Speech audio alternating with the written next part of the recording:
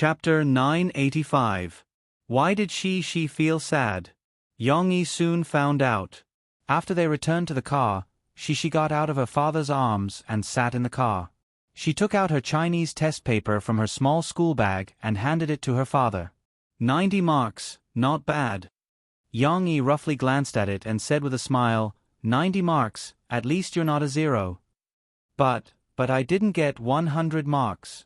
She said unhappily, I got 100 marks in both math and English. It seemed that this was the only time she lost 100 marks in an exam this semester. Is it because of the essay? Look at the picture and the essay. 2 marks were deducted. Yong-yi turned over and pointed to the last question. He comforted her, it's okay, it's normal that you didn't get 100 marks. As long as you study hard, Dad doesn't care how many marks you get. No. She shook her little head. She blamed herself and said seriously, Chow Rolin got 100 marks. The teacher said I didn't take the exam seriously. Look, I wrote it wrong. Yong-yi was speechless. She didn't do well in the exam, why did she feel wronged? Since you know you should not take the exam seriously, then remember this lesson next time. Do the questions seriously in the next exam and check them carefully. Then you can get 100 marks back. Yong-yi did not blame she. He only encouraged her. She was still a little unhappy that she didn't do well in the exam. However, her father's gentle comfort made her feel better. After returning home, Yong-yi taught she how to write a self-reflection letter. Don't worry about the format. First, think about how to reflect to the teacher and write down what's in your heart.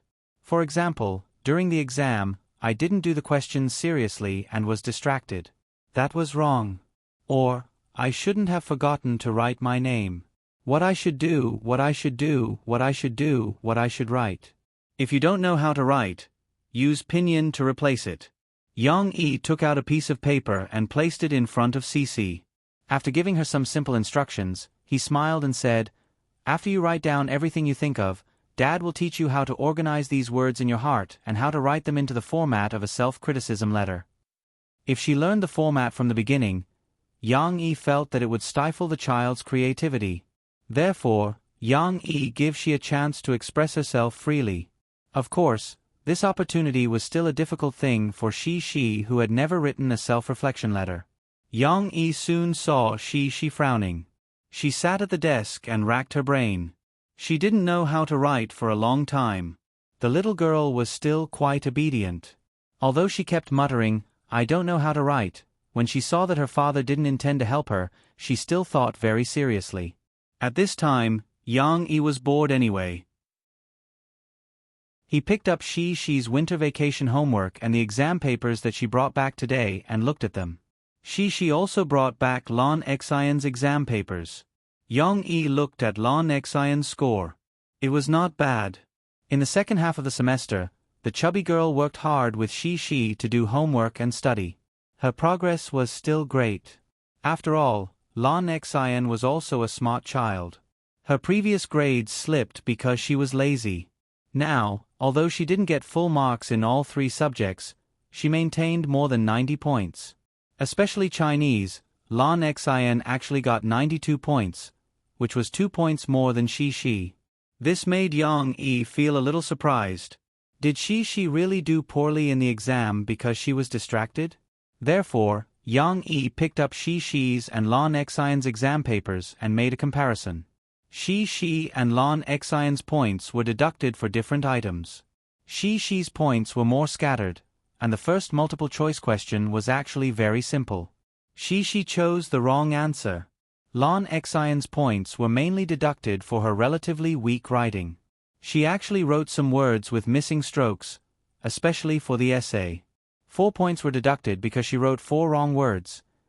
Yong-yi compared and suddenly saw that she's points were deducted by the teacher on the last question of the penultimate question. It was the open-minded question about how to let the kitten receive more small fish. When Yong-yi saw she's answer, you can tell Daddy. Daddy will buy a lot of small fish for the kitten. He couldn't help but laugh. What are you looking at that makes you so happy? Murphy noticed and curiously came over to join in the fun. Look at this. Yang Yi took the exam paper and pointed it out to Murphy.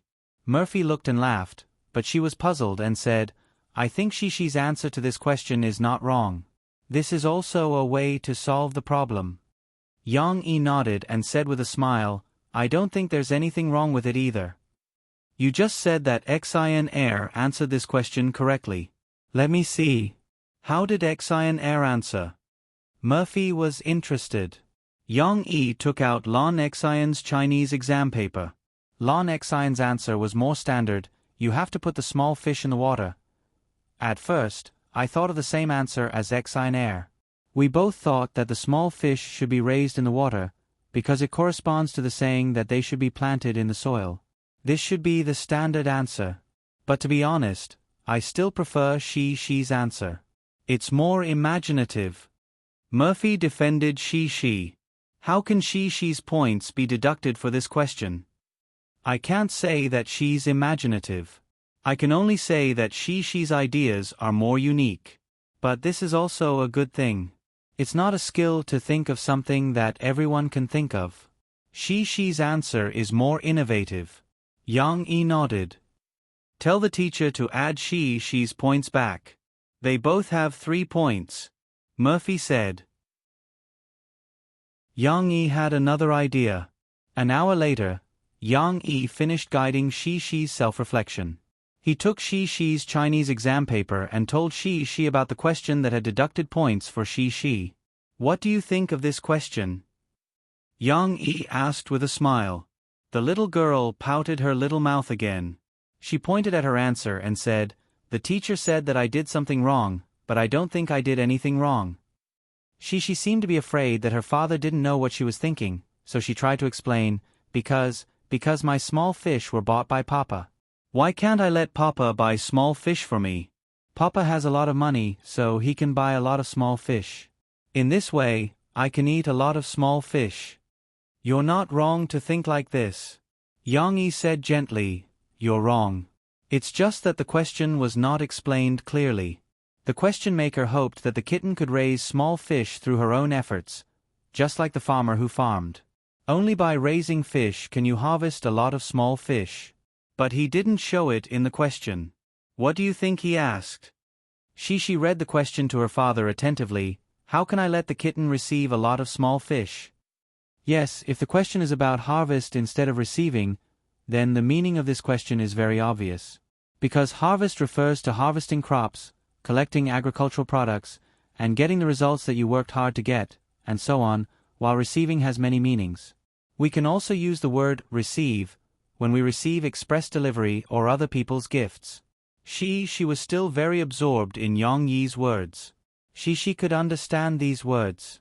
Of course, she might not be able to use them flexibly in the future. After all, she hadn't learned so many words yet. What I want to say is, in the context of such a question, if you answer like this and say that I can buy small fish for the kitten, it's like receiving a gift, so your answer is not wrong. Yang Yi said softly. The little girl looked at her father in surprise, with a trace of surprise in her eyes. She thought that she had done something wrong. I said this because I hope you can understand that sometimes when we have exams, the teacher's marks or the standard answers on the test paper are not necessarily accurate. You can have your own thinking, your own ideas, and your own answers. Yang Yi shook his fist at Shi and said encouragingly, Don't worry about whether the teacher will deduct your points if you put forward your own ideas like this. It doesn't matter. Having your own free and open mind, and thinking about things that others can't think of, is more important than writing the standard answers and getting 100 points. I will also be proud of your wonderful ideas. Yang Yi said with a smile. It's like I'm telling you a fairy tale. Most of the time, magic doesn't exist in our world. If I say that I know magic, people will think that I'm ridiculous.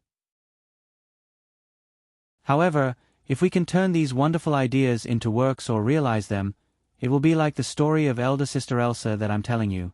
These ideas will become wonderful and great. Yang Yi said with a smile. Yang Yi's words made it easier for Shi to accept. I know. Papa, I said it's okay to let Papa buy small fish for the kitten.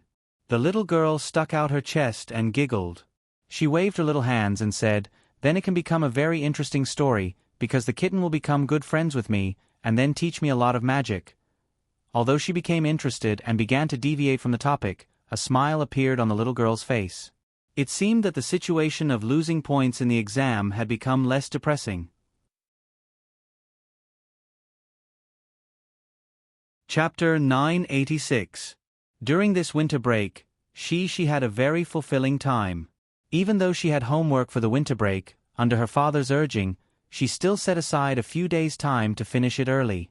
After that, she went with her father to the Mantis Shrimp Animation Production Company.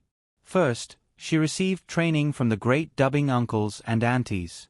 Next, she recorded Sister Elsa's voice. As she only had to dub scenes of Elsa's childhood, the workload was not too heavy and would not tire her out, so she was able to maintain a very high level of enthusiasm towards the end. After the dubbing work was completed, the Spring Festival was approaching. Last year, as Tong Tong was still too young, Yang Yi did not return to his hometown for the Spring Festival. But this year, Yang Yi brought his wife and child back to Onqing early.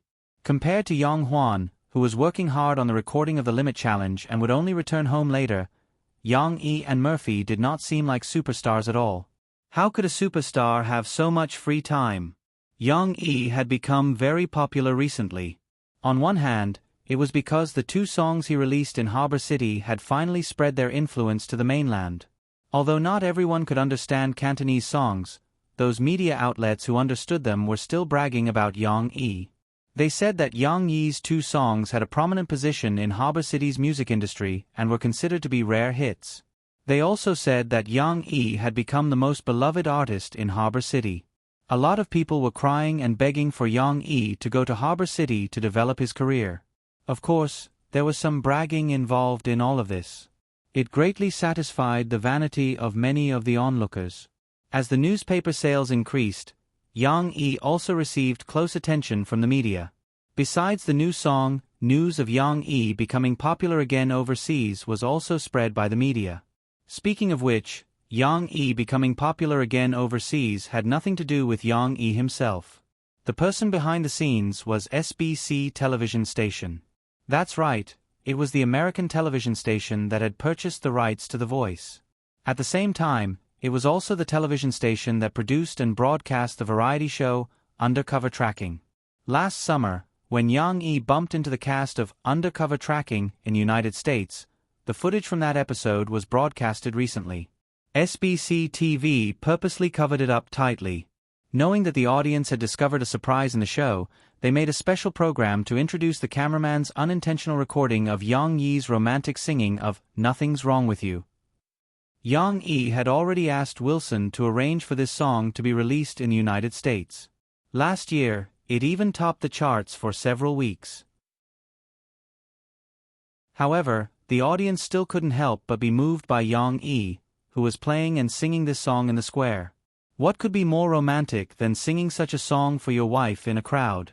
Other than being moved, when the audience calculated the time, they were surprised to discover that this unintentional recording by the cameraman was actually the first time this song was released to the public. Of course, in the later part of the program, Yang Yi cleverly arranged for Jermaine and Hill to avoid being tracked by the hunters. This also made the audience exclaim in admiration. After all, when SBC later produced a decryption program, they even solemnly informed the audience that Yang Yi had indeed participated in the program without knowing about it. Luckily, at that time, Yang was not famous yet. Later on, when we contacted him, he did not intend to ask for an appearance fee from us. Otherwise, our program budget would have been greatly increased. The host said humorously. Of course, with the cooperation between Yang Yi and SBC on The Voice, Yang Yi would not go against SBC over such a small matter. Here, it should be mentioned that the first batch of overseas copyright for The Voice was only bought by SBC in the United States and an Australian television station with Chinese connections. Yang Yi made a small profit from this and believed that if this program became popular in the United States and Australia, the copyright would continue to be sold to other countries. Because of SBC's help, news of Yang Yi becoming popular in the United States was also reported by the domestic media. They proudly expressed that the American people were all amazed and felt that Yang Yi was a genius producer. In terms of news popularity, Murphy was not inferior to Yang Yi at all. After all, Yang Yi's popularity was due to his reputation, while Murphy's popularity was due to the many accolades her record, Words of Desire, had received. After New Year's Day, the media kept reporting that Murphy or her songs had been nominated or won some awards. It could really be said that Murphy had received too many awards. Even though she had never attended any award ceremonies before, with such heaven-defying results, it was impossible for the organizers not to award the award to Mo Xiaowan, who had come to collect it on her behalf. Something worth mentioning was that Murphy's name was not included in the Spring Festival Gala's program list that was recently exposed by the media. The Spring Festival Gala's production team was scolded badly by the netizens. A Chinese music superstar like Murphy was not even qualified to be invited to the Spring Festival Gala? Actually, the Spring Festival Gala's production team was really wronged. They had taken the blame for Murphy, who said that they did not invite Murphy. The Spring Festival Gala's executive director had personally called to invite Murphy to the Spring Festival Gala in mid-December last year. However, Murphy did not agree and politely declined the other party's invitation. On New Year's Eve, she had to accompany Yang Yi back to his hometown. That was much more important than participating in the Spring Festival Gala. Moreover, what could be happier than being with your family on such an important holiday? After Murphy's promotional period for her new album ended, her workload also decreased sharply. She might not even have a single announcement in a week. Fans who are always paying attention to Murphy's movements also complained, "Can you two not be so lazy? You're not participating in commercial performances, programs, or Spring Festival Gala. Are you still celebrities?" She did not look like a celebrity at all. Fans even said that Yang Huan looked more like a celebrity than they did. Speaking of Yang Huan, this was also the year that Yang Huan broke out. After Drawing Sword was released, Yang Huan's fans at Micro Broadcasting soared again. After Drawing Sword was broadcast, it became the most popular TV series. People all over the country, regardless of gender or age, waited to watch Li Yunlong on Central TV every night. Shen Wanni's performance as Li Yunlong was recognized by the audience. He had indeed portrayed the vulgar, witty, and brave General Li Yunlong in their hearts. However, the other actors also acted well.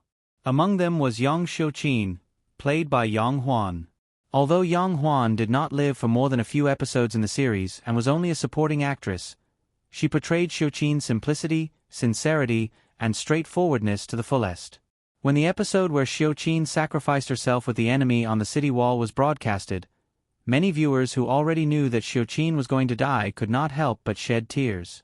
The next day, the media gave Yang Huan a high evaluation for her performance. Yang Huan is not acting as Xiuqin. She is Xiuqin.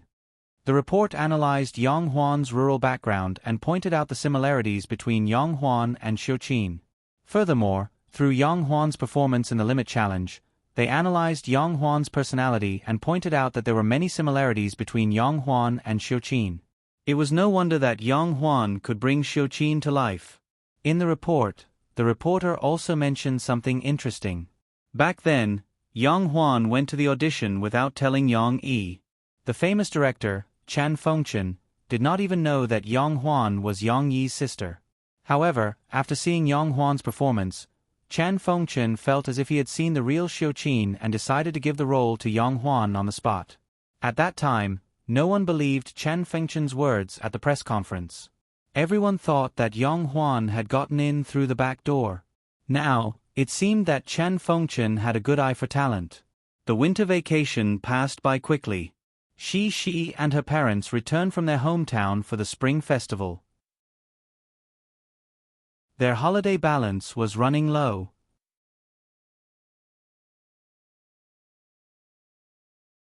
Chapter 987. Papa, my piggy bank is full. It can't fit any more. On the morning of the second day after they returned from their hometown, Shi ran downstairs. While she was still on the stairs, the little girl's energetic voice could be heard in the living room. This was the first thing Shi did after she came back. She put her New Year's money into her piggy bank. In the past years, Murphy would rob the little girl of her money and only leave a few dozen yuan for Shi. Although Murphy did not spend Shi's money, she would deposit it into a separate bank account for Shi. However, this year was different. Shi, who was already 6.5 years old, had a little self-awareness. Although she was still very dependent on her parents, the little girl had begun to consciously separate her money and her things clearly. Therefore, when she was in her hometown, when Mo Fei said that she wanted to take away her New Year's money, she refused to give it to her mother. "You're still young. It's not safe to carry so much money with you. What if you lose it?" Murphy tried to scare her. "Or, what if the big bad wolf hears that you have so much money and steals your money on the way?" She was not that stupid. She giggled and said, "The big bad wolf won't steal money. It will only eat people." However, what her mother said made sense. She was also worried that she would lose so much money. Last year, the uncles in the village made a lot of money because the road was repaired. The red packets they gave to Shi and Tong were much thicker. After all, they were the children of Yang Yi, who had done them a great favor. Of course, Yang Yi would only give their children more New Year's money. She was worried about keeping so much money by herself. What should she do? In the end, she decided to entrust her father with her money and let him take care of it for her. What was the difference between this and letting her mother take it away? But she trusted her father. The little girl believed that her father would not take her money and not return it. Her father did not let her down. After returning home, he took out all of Shi's red envelopes and asked her to save them. However, the problem now was that Shi's piggy bank was already full of money. After she stuffed a few bills into it, it couldn't hold any more. "The piggy bank is full?" Yang Yi looked at she nodding her little head like a chick pecking at rice. He smiled and said, "What are you going to do? Daddy will buy you another piggy bank? Or do you want me to take all the money out and deposit it in the bank for you?" There were already 3 piggy banks in Cece's room. They were all the pocket money she had saved up. "Why do you want to deposit money in the bank?" The little girl couldn't sit still. She propped her 2 little arms on the sofa and swung back and forth like a swing. She held back her energy and asked her father curiously. "Because if you leave the money at home, it will still be the same amount no matter how many years pass. If you deposit it in the bank will give you interest.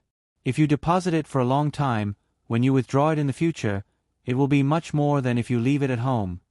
Yang Yi smiled and said to Shi, although it wasn't a very good idea to deposit money in the bank, it was indeed the most suitable way for children to manage their finances at this stage. "Will it increase?" She couldn't help but stop what she was doing. She looked at her father with her mouth open in surprise. Yang Yi simply took the large whiteboard that he usually used to teach Shi at home. He calculated on it for Shi. Using intuitive numbers, he demonstrated to the little girl how much extra money she would receive after 3 years of deposit of 1,000 yuan in the bank. It just so happened that this was also a small mathematics lesson for Shi. 3 years of fixed deposit and withdrawal, the bank will give 2.75% interest. This sentence means that for 100 yuan, we can get 2.75% interest every year. Then if we have 1,000 yuan, how much interest will we get every year? Yang Yi asked with a smile. She had just learned the law of multiplication and division in mathematics and hadn't learned how to use it flexibly. Therefore, the little girl blinked her beautiful long eyelashes and whispered, 1,000 yuan, 1,000 yuan. However, she still couldn't understand. Isn't 1,000 yuan equivalent to 1,000 yuan bills? Yang Yi drew the image of a 100 yuan bill on the whiteboard with a few strokes and then wrote X10 next to it. She nodded her little head hurriedly. This was more intuitive, so she immediately understood. Then, 1,000 yuan, the interest for a year is 2.75 x 10, which is 27.50 yuan. Is that right? In order to let she understand this multiplication operation, Yang Yi even wrote down the process of the operation for Shi to see. She looked at it attentively and forgot to speak. Now that she also received a large amount of new information, her brain seemed to be a little overwhelmed. After calculating the interest of 1,000 yuan for 3 years for she again, Yang Yi gave a number. 82.5. In other words, if you deposit 1,000 yuan in the bank and withdraw it after 3 years, you will have an extra 80 yuan. Wow! She clasped her 2 little hands in front of her, her 2 eyes emitting little stars as she exclaimed softly. He didn't know if she felt that the extra money was a lot or if she felt that her father was amazing. Of course, Yang Yi didn't care about the small interest of the bank, but she didn't have such a concept. She only felt that her money could be increased by putting it in the bank, which was indeed a good thing. Papa, then I don't want the piggy bank anymore. I want to save all the money. The little girl recovered from the complicated mathematical operation, happily took her father's hand, and couldn't wait to say, "Then we have to take out all the money first." Yang Yi smiled and said, "Calculate how much money you have in total now." Yang Yi went upstairs and took down the 3 pink piggy banks with she. Yang Yi held one in each hand, and she, who followed her father, also held one in her arms. In addition, she was happily holding a small bag of money. This was her New Year's money. They began to work. On the big table in the side hall, they opened the piggy bank and took out all the money inside.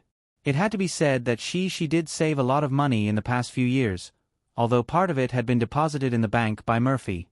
The scattered banknotes taken out from the 3 piggy banks piled up into a small mountain. So much. Papa, look, so much. She excitedly stepped on the chair, waved her small hands to her father, and giggled. Yang Yi just smiled and didn't say anything. Most of she's money was scattered pocket money. 1 yuan and 5 yuan accounted for most of it, and there was also a part of big banknotes, 10 yuan, 20 yuan, 50 yuan. It did seem a lot, but in fact, how do I count it? Yang Yi didn't intend to do everything for she. He smiled and guided her. First, you have to classify the money. For example, put 100 yuan note in this one, and a 50 yuan note in this one. You have to smooth and tidy each note, so that it will be more convenient to count later. She listened attentively. Although her father didn't help her count, she felt very motivated to organize these small amounts of money.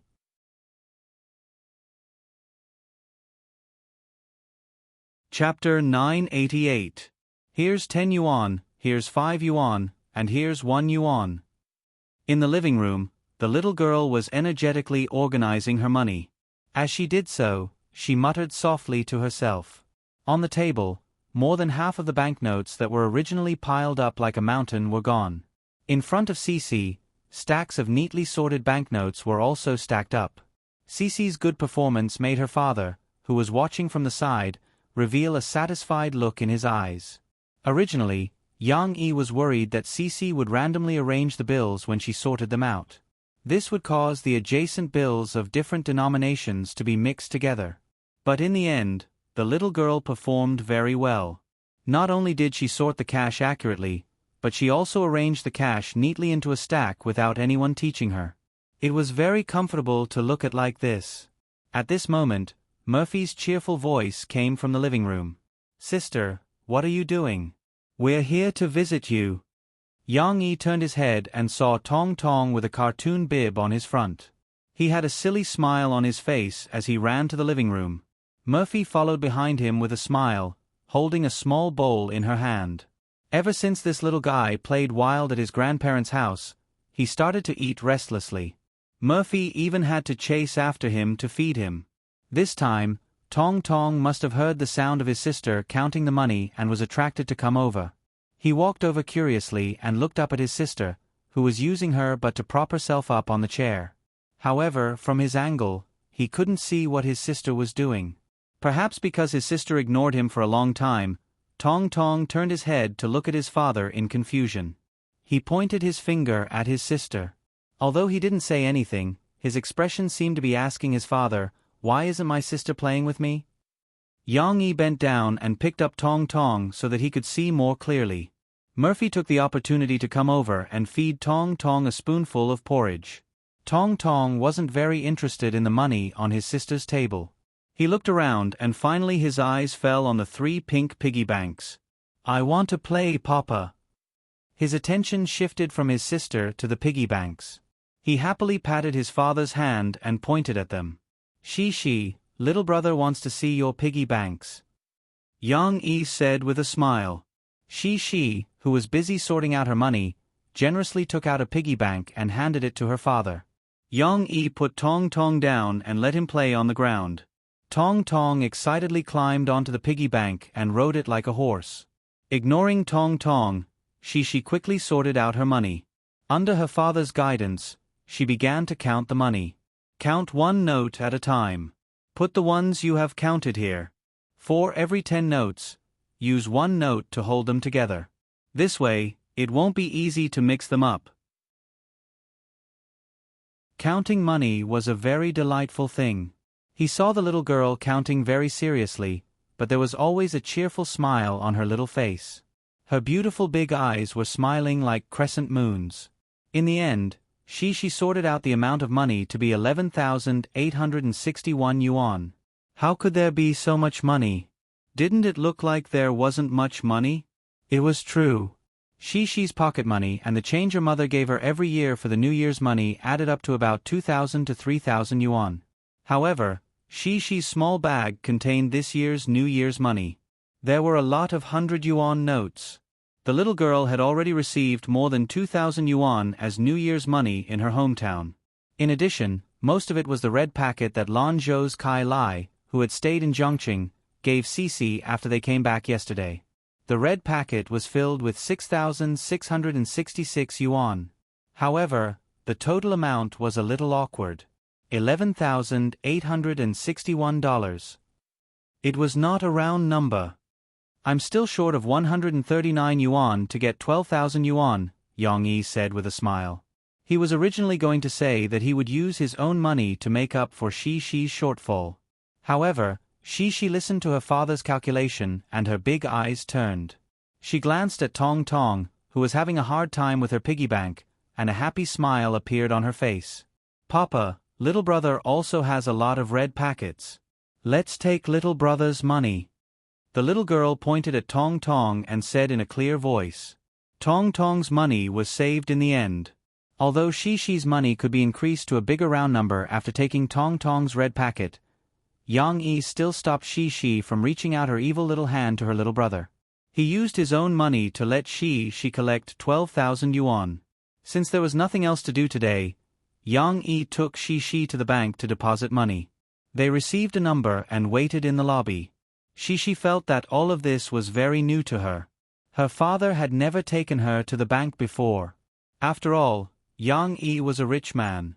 When did he need to go to the bank personally to deposit money?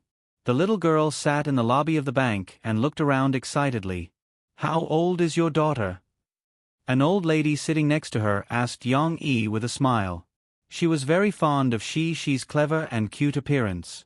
Most of the people lining up at the counter in the bank were middle-aged and old people, or company salespeople who were there to do business.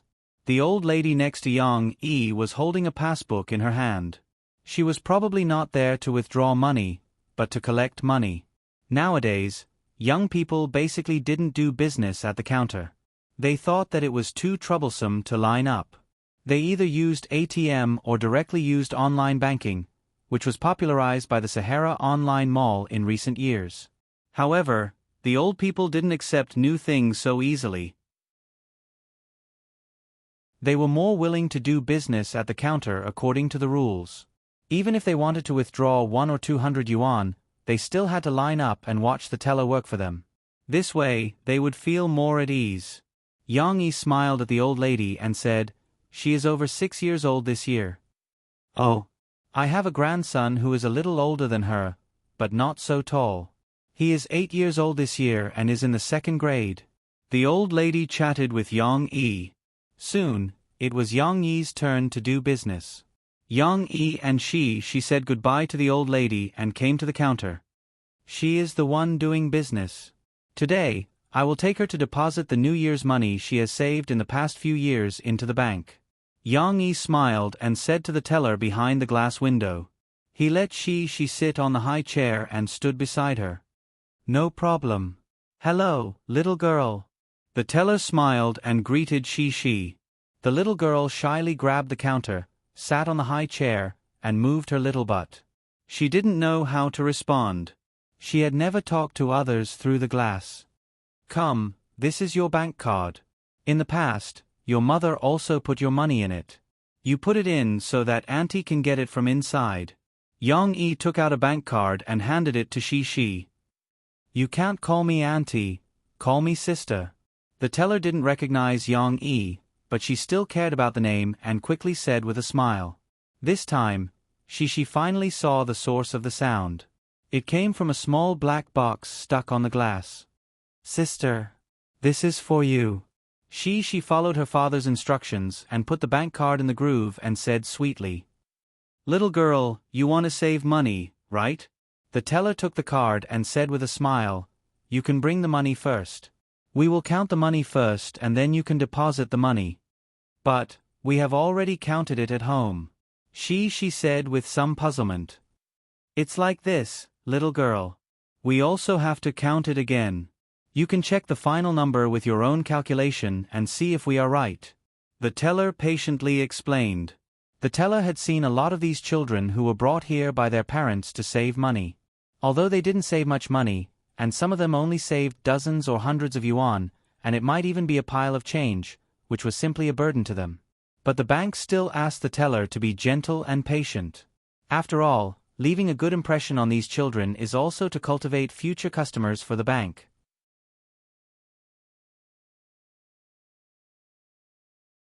Chapter 989. Take the money out and put it in here for your sister. Yang-yi reminded she. The little girl nodded obediently. She turned her small backpack around, unzipped it, and took out a thick stack of change. At home, her father had helped her tie up the different amounts of money with a rubber band. This way, it wouldn't be easy for the money to fall apart in her backpack. Don't ask why Yang-yi let she carry so much money in her small backpack. In fact, there was no hidden danger. How could Yang-yi not consider these problems? Yang-yi drove, so there wouldn't be any danger on the way from home to the bank. After getting out of the car, Yang-yi found an excuse to help she carry her small backpack. He didn't pass the backpack to she until they got a number and sat in the bank to wait. When the counter staff saw Cici try to put the big bundle of change into the groove, a light of understanding flashed in her eyes. Although she still had a smile on her face and didn't show it, she still sighed in her heart. Sure enough. But the next scene made her dumbfounded. After putting the first bundle of change into the slot, she didn't give up. She took out another bundle of money from her backpack. When everyone thought that was all she had, she began to take out money again. This time, it was a big stack of red money. At this moment, the teller's heart was racing. She wanted to cry but had no tears. Are the children nowadays so rich? And looking at she's actions, she didn't seem to want to stop. The teller grabbed the big bundle of money that she had stuffed into her hands and silently weighed it. At the same time, she made a comparison between she's New Year's money and the hundreds of yuan that she had shamelessly received this year. Wah! In her heart, the teller was so sad that she burst into tears. After depositing the money, she handed the card to her father for safekeeping. She happily held the deposit receipt and couldn't wait to go home. Then, she ran to her mother. The little girl giggled and spread out her hands. Mom, look, I've saved a lot of money. Good. I hope you become a millionaire soon. Murphy looked at the little girl who was showing off in front of her and reached out to rub she's little head in annoyance. If someone could read minds, they would probably be able to see Murphy muttering in her heart. Humph, it's not even a fraction of what I have. After she was done showing off to her mother, she went upstairs to her bedroom. She wanted to put the deposit receipt in her treasure chest, where she kept some interesting things. However, at this time, the little girl glanced at the wooden chest that contained her gold coins. That's right, I still have some assets.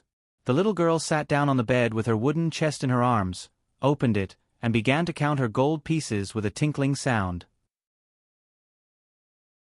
Before the new year, because she diligently helped her father clean the house and pack the luggage, she still managed to save some gold coins. After counting, she was pleasantly surprised to find that she had 26 gold coins. It's not even 100 gold coins. She thought. The little girl had a bold idea in her heart. In February in Yongcheng, the spring was warm and the flowers were blooming. Although the traditional winter jasmine market had closed, the various parks, plazas, and other public places were still full of flowers. In this beautiful season, the local government of Yongcheng also held the Lingnan Book Festival to let the fragrance of books and flowers influence this beautiful city. Ying also brought Yu Xiaowei and her mother to Yongcheng as guests. As one of the top 10 outstanding authors of last year by Sahara Publishing House, Ying naturally had the qualifications to be chosen by Sahara Publishing House to participate in this festival.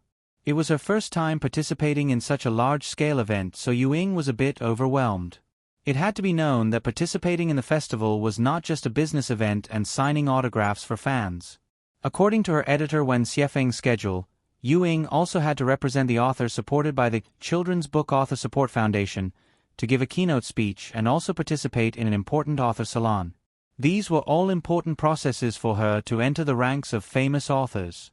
Of course, Ying also understood that because her book Little Bubu's Adventure had sold so well, Sahara Publishing House was doing so much to package and promote her this year. Regardless of that, from the schedule, Ying didn't have any plans today. She decided to bring her daughter and mother to Yongcheng's famous commercial pedestrian street to shop and buy some beautiful clothes. After all, they were all women. Coming to Yongcheng, how could they not shop and buy clothes? On the pedestrian street, they didn't feel tired at all as they went in and out of the shops. The whole way was filled with laughter, and even the shy Yu Xiaowei had a happy smile on her face. "Mom, let's go take a look at that, okay?" The little girl also mentioned her wish. She pointed to a boutique shop next to a milk tea shop and said to her mother with great interest, "Let's go. Mom will buy you whatever you want to buy today." Ying's wallet had been bulging over the past few months. Although she couldn't bear to spend extravagantly, she had saved up the money to buy a few more houses for the time being. She still spoke very generously at this time.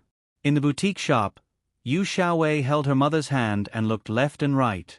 She was a bit dazzled by all the beautiful little accessories and small pendants. But in the end, her gaze still landed on a row of small and exquisite teru dolls. The others were a bit too bright and exquisite, and could even be said to be gaudy.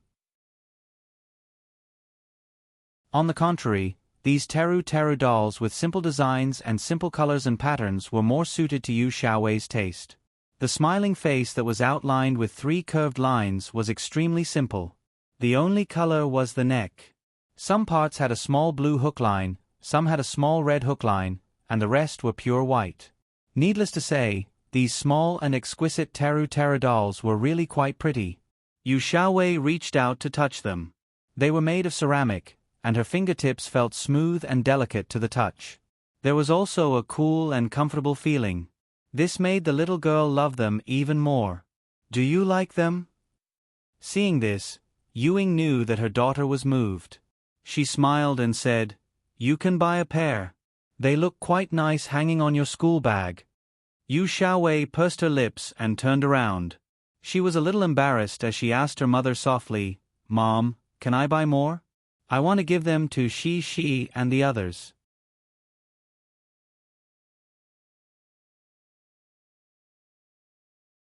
Chapter 990.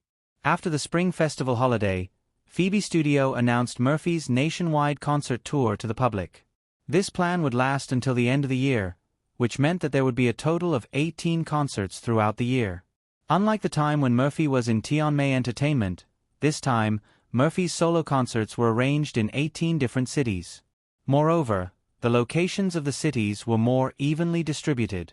Whether it was the major cities in the east, the central and western cities, they were all covered. Even Taiwan and Hong Kong had 1 concert each. It could be said that it was a nationwide concert tour in the truest sense. However, after this plan was announced, the fans were pleasantly surprised, but they couldn't help but complain, "What? Only 18 concerts? That's too little." On average, There would only be one concert every 2 weeks? Other famous singers, like Chan Jie, who was on the same level as Murphy, had 24 concerts this year, and they were already in full swing. Or a famous band group, last year, had 27 concerts, and could be called a model worker. Even a male singer who was no longer popular, in a variety show, claimed that he had 32 concerts, even though these concerts might have been put together in some small cities. Murphy's nationwide concert tour. Why are there only 18 concerts? Are you worried that we fans don't have money to buy tickets? With Mo Fei's current popularity, not to mention 18 concerts, even if she held 38 concerts, she would still be able to get a full house. However, Murphy would rather choose a slow-paced concert, and she would rather go against the money. The fans loved and hated this, but they couldn't do anything about it. However, putting aside the low number of concerts, Mo Fei started to hold concerts. This was good news enough to make the fans who were looking forward to it ecstatically. Ever since Murphy released her new album, The First Dream, the fans' calls for her concerts were high. However, in the meantime, Murphy had left her original management company, got married, got pregnant again, and many other complicated matters, so Murphy's concerts had been delayed for more than 2 years. Now that Murphy had finally made a comeback and started holding concerts again, how could the fans not be so excited that they couldn't wait to fork out money to buy all the tickets for Murphy's concerts? Not to mention, Mo Fei only had 18 concerts, which were pitifully few. In addition to announcing Murphy's concert information, Phoebe Studios' official micro-broadcasting also released a link to purchase tickets. Murphy's concert this year would adopt a new form of online ticket sales. Fans could purchase tickets by logging into the Sahara Online Mall's ticketing section. Currently, the tickets for Murphy's concert tour in Jiang City were on sale. Seeing this, many netizens still felt that it was very rare. Online ticket sales? How much advertising did the Sahara Online Mall give Murphy? However, for the time being, the online ticket sales were still limited in the name of testing. Only 2,000 tickets were released every day, and they were only sold to registered users who had completed the complicated questionnaire test to put an end to scalpers. Even so, these 2,000 tickets were still sold out in less than a few minutes every day. After all, it was a new thing. The entertainment media also discussed the feasibility of selling concert tickets online with great interest. Murphy's concert also became one of the hottest topics recently. A few days in advance, after Yang Yi went to Huijia Primary School to register Shi, the new semester was about to begin. However, in the last few days of the winter vacation, Yang Yi found that Shi's behavior was a bit strange. The little girl was very hard-working. Although she would usually help her parents with some household chores in order to save up gold coins to exchange for dolls, the little girl was even more enthusiastic than before these few days. She even had the intention to work eagerly. Just like today, when Murphy and Yang Yi were discussing what kind of flowers to plant in the flower bed this year, Shi heard them. She was even happier than her mother. She quickly ran to the shoe cabinet and took out her beautiful water boots. "Mama, let me help you plant the flowers." Cici beamed with joy as she put on her water boots and ran over to her mother and said politely. Although Yang Yi and the others hadn't bought the flower plants back yet, they couldn't resist Shi's enthusiasm. In the end, Yang Yi decided to take her to the yard to weed and loosen the soil. Murphy couldn't stay idle. She also put on her farming clothes and brought Tong to join in the fun. Wearing gloves, Shi and Yang Yi were talking and laughing as they plucked the old flower stalks that were more laborious. Cici, on the other hand, followed behind and helped to pick up the dead branches and leaves that her parents had plucked up and put them into the garbage bin. Tong was holding a toy shovel and wobbling behind his sister. He liked to play with mud and sand. When he saw his sister squatting down, he also bent down and used the shovel to dig up the soil. However, Tong was still small and weak. After a while, he couldn't dig up a big piece of soil. Instead, he couldn't stand steadily and sat down in the flower bed. Yang Yi and Murphy both noticed Tong's movement and wanted to pick him up. However, they didn't expect that the little guy, who had just sat down, would react quickly.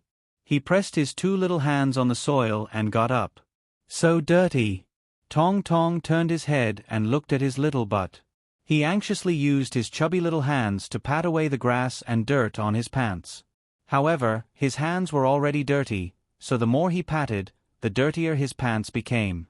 Eee! The little guy cried out in disgust. Murphy and Yang E looked at the little guy's clumsy appearance and laughed unkindly. Ha ha. Okay, stop patting. Let's play first. Mommy will give you a bath later and then you can change your clothes. Murphy smiled and tugged at Tong Tong's hand as she persuaded him. Housework was still very interesting. Although she wasn't as funny as Tong Tong, she was still very energetic. She was an energetic little girl and her bright smile gave everyone a lot of positive energy. Cece, push this basket of trash into the trash can at the back of our yard and dump it, Yang E instructed. Okay. After hearing the little girl's crisp reply, a pretty and cute figure jumped up from the ground. She carried the bamboo basket that wasn't too heavy and placed it on a small handcart. Accompanied by a string of bell-like laughter, the little girl pushed the handcart and ran out in a flash. Seeing the little girl's energetic figure, Murphy was a little surprised and asked Yang E, "Why is she so happy today? Is it because school is starting soon?" Yang E shook his head and guessed, "I don't think so. She's so eager to work. She must have taken a fancy to some soft toy and wants to earn some gold coins to exchange for it." After working hard in the morning, she earned 2 gold coins. In the afternoon, Yang Luochi, who had just returned from Yongcheng, invited Nan Xiaoyu to Shishi's house to play. When Lan Xian heard the news, she also ran over eagerly. However, apart from the fact that she wanted to play with her friends, Lan Xian had other intentions as well.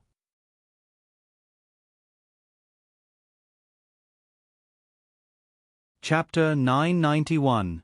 Lan Xian was short of money recently. It wasn't about real money. In terms of real money, Lan Xian could be said to be a real rich lady. The trust fund set up by Lanzhao Kai in her name had already reached 9 figures. Lan Xian only lacked gold coins that could be exchanged for food and television.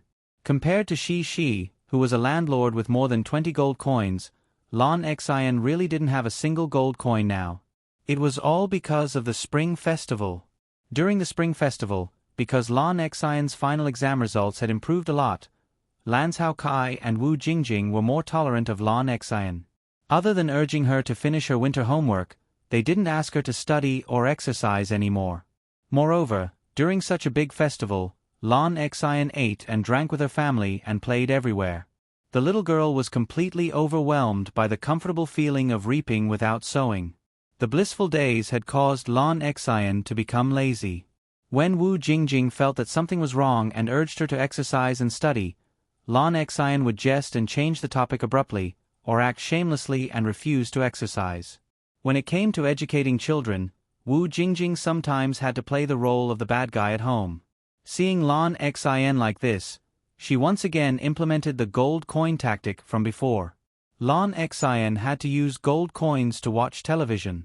Moreover, if they didn't have enough gold coins, Lanzhao Kai and Wu Jingjing wouldn't bring Lan Xian along when they went out to eat a big meal. Lan Xian still wanted to be lazy. Before the Spring Festival, she had saved a small amount of money by doing her winter homework. However, no matter how much money she had saved, it couldn't support Lan Xian's spending. Just 2 days ago, on the day she came back from her hometown, Lan Xian comfortably stayed at home and watched television for the whole day. Her gold coins were completely used up. Without gold coins, although Lan Xian didn't have to worry about the crisis of food shortage for the time being, she couldn't watch television. She didn't like to read, so Lan Xian could only feel bored at home. Yesterday was really a torturous day. Today, Lan Xian's nimble little brain remembered the experience of watching television at Shishi's house. She was overjoyed and sneaked over to Shishi's house to play. Today, Yang Luochi and Nan Xiaoyu also came to play with Shi. Lan Xian could also freeload some delicious snacks that Yang Yi had prepared for the children. She didn't know what her little friend was thinking. She was happily showing off the new things that she had learned to Yang Luochi and Nan Xiaoyu. On the floor of the side hall, she brought over a lot of equipment. There were large plastic cups, small plastic cups, a big bottle of mineral water, and even her mother's electronic scale and a broken red brick. She, Why did you bring a brick over? Nan Xiaoyu sat on the floor with his legs crossed and asked in confusion. Because we want to do an experiment. Shishi giggled and said. What experiment? Nan Xiaoyu asked tirelessly. Let me tell you. Lon Exine shouted and ran upstairs in a hurry. She ran to Shishi's bedroom and took down the book, Core Science Explanations. She proudly showed it to Nan Xiaoyu and said, Look, this is the book. There are many interesting experiments in it. Lon Exine came to Shishi's house and saw that Yang Yi and she had done some experiments. However, with Lon Exine's personality, she only looked at it curiously. She didn't have a strong interest in trying it herself like Shishi did. However, at this moment, she felt as if she had learned these experiments before. She proudly showed off to Nan Xiaoyu and Yang Luoqi. It had to be said that the book's bright and colorful cover color was very attractive. Yang Luoqi reached out her hand expectantly and said, I want to see it. Shishi quickly reached out to stop her and said anxiously, No, you can't see it now. You have to wait until I finish the experiment. If she read it in advance, it would be like a magic trick being revealed. Her experiment would be understood by them, and her experiment would lose its appeal. She still wanted to show off in front of her friends. Okay then. Yang Luoqi withdrew her hand and sat next to Shi obediently, waiting for her to do the experiment. In fact, Yang Luoqi was also very curious about Shishi's experiment with so much equipment on the floor. Not only them, but Tong Tong also sat at the side curiously, waiting to see his sister's performance. In the past, when his sister's friends came over, Tong Tong rarely had the chance to play with them. Now that Tong Tong could move around freely, even the castle could not hold him back. Therefore, when he saw his sister's lively side, Tong Tong naturally came over eagerly. Yang Luoqi liked Tong Tong very much. After she did not get the book, she retracted her hand and reached out to hug Tong Tong next to her. Her small hand rubbed Tong Tong's smooth and soft little face. It felt so good.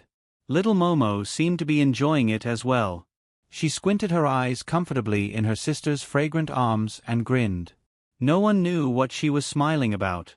That's right, we have to pour the water in here. She diligently did the experiment alone for everyone to see.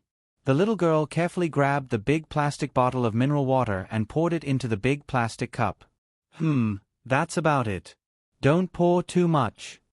Then, she placed the big plastic cup, which was half filled with water, on the electronic scale. The weight was quickly displayed on the scale. I know, this is 53 kilograms. Nan Xiaoyu rushed to shout. He was quite eager to show off. She took the plastic cup and placed the small brick on it. This is 53 kilograms. Nan Xiaoyu shouted. We have to put it in the water.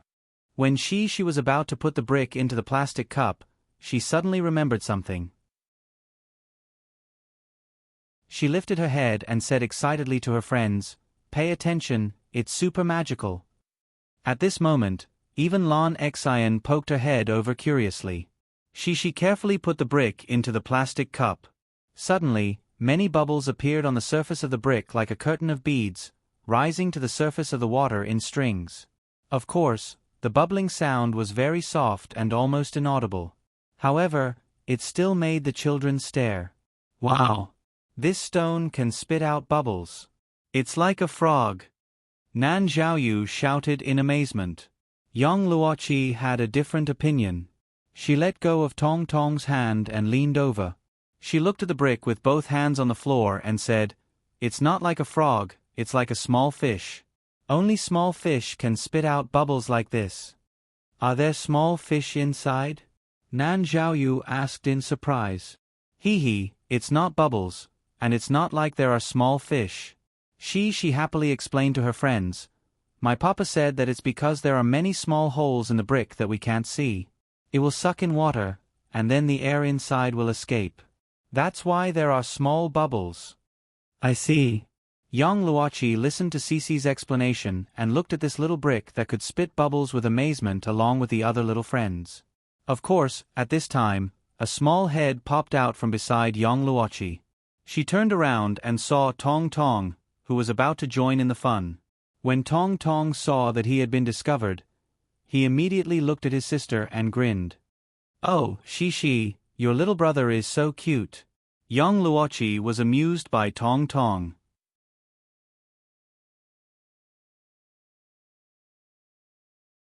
Chapter 992. In fact, Shishi's experiment was not only to show the amazing phenomenon of the brick absorbing water, but also to let the children calculate how much water the brick absorbed. However, this kind of calculation question was not very attractive to Nan Xiaoyu and Lan Xin. After a while, Nan Xiaoyu excitedly urged Shishi to perform more experiments for them. In the evening, Nan Xiaoyu and young Luochi were about to go home. Their respective fathers came to pick them up one after another. Young Luochi was a little late, and Yang Guo only rushed over after class. Young Luochi reluctantly said goodbye to Shi and Tong Tong and prepared to go home with her father. However, just as young Luochi's foot stepped out of the villa's door, she shrank back. "Dad, can you wait a minute? I want to borrow a book from Shi." Young Luochi remembered the color book that she couldn't forget in the morning. After she finished speaking, she turned around and ran to Shi. "What book?" Yang Guo was a little puzzled. "Chi, what book do you want to read? Let's go to the bookstore later. Dad will buy it for you." Yang Yi stood at the side and smiled. "You really can't buy this book. Our publishing company is preparing to import it. We just found someone to translate it and are still in the process of proofreading. Coincidentally, I have an extra sample book here. Take it back for Chi to read. But I think you'll have to help me explain it. This book is all in English." This was a piece of cake for Yang Guo. He was an associate professor who taught English at a university. On the other side, the two young ladies discussed in whispers for a while. Cici turned her head and ran to the side hall where she had placed her things earlier. She generously handed the book they had been reading in the morning to young Luochi. "Thank you, Shi. I'll return it to you after I finish reading it. I'll bring it to school for you, okay?" Young Luochi thought for a while and suggested. "Sure. You can read it for a long time. This book is so fun." She smiled sweetly at her friend. Yang Yi noticed that after Shishi's two friends went home, Lan Xin stayed at their house. She ran downstairs with Shi and was chased upstairs by Tong Tong. Her heavy little feet made thumping sounds on the stairs. "Walk slower. Don't fall down." Yang Yi was preparing to make dinner. He walked to the stairwell and called out to her. He asked, "Xaner, are you eating at our house tonight? If you are, I'll cook your dinner." Lan Xin stood on her tiptoes and poked her head out from the top of the stairs. She asked with elation, "Really? But I don't have any gold coins." She said Chi,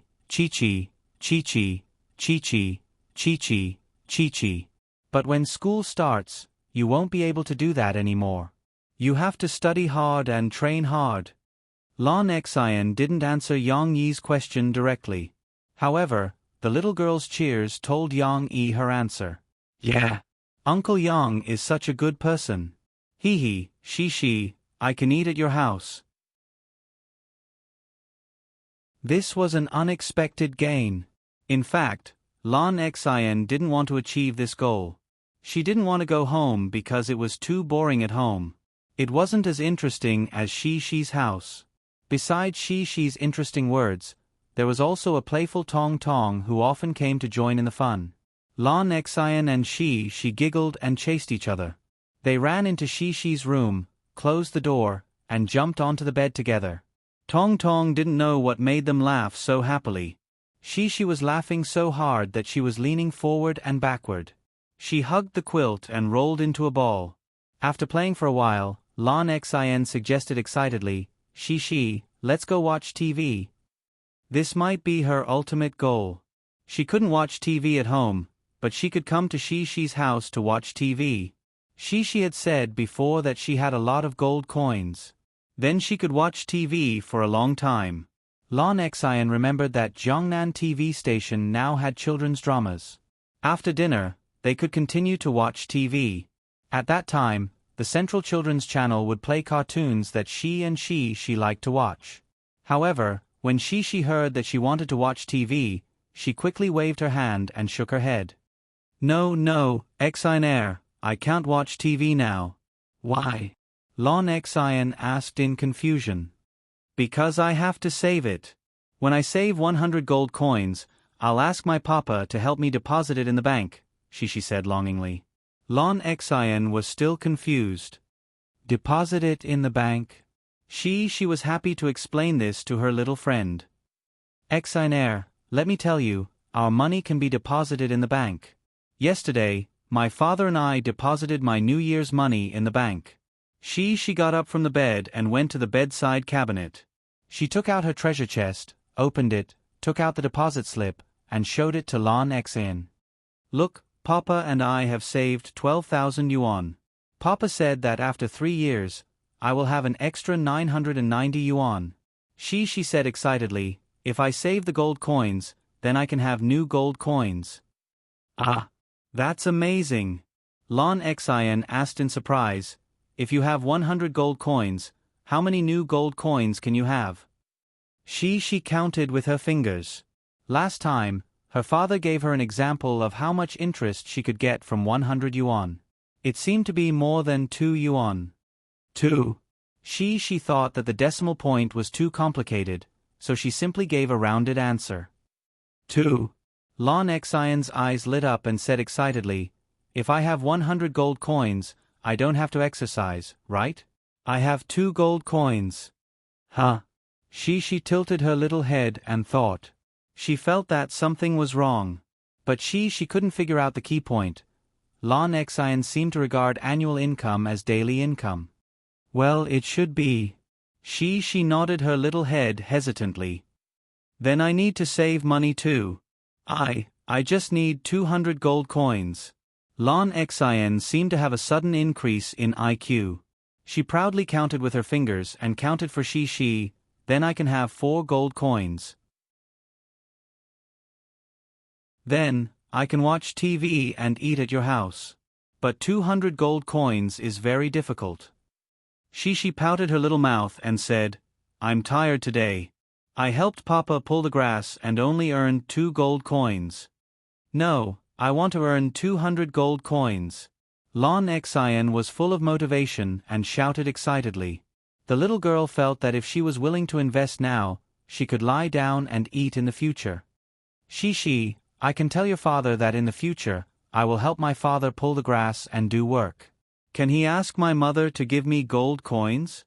Lon Exine took Shishi's hand and asked expectantly. I don't know.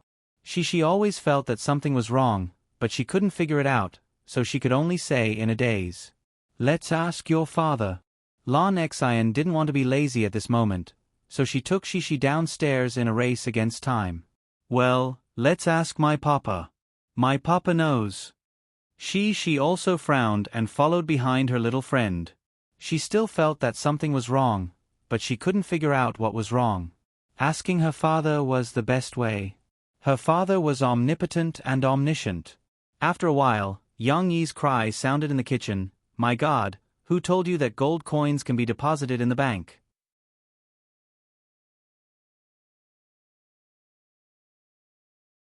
Chapter 993. With Yang Yi's cold poke, Shishi's plan to save money was thwarted. Lon Exine's dream of gold coins moving forever was finally shattered. The 2 girls were quite regretful. They had thought that the turning point of their lives had come. But after waking up from the dream, they still had to face reality. The new semester had begun, and the 2 girls had to become diligent again. Not only did Lon Exine need to study hard and train hard, but she also needed to retract her distracted mind from playing. Otherwise, her good student card would encounter the first time that she would have no harvest for an entire week.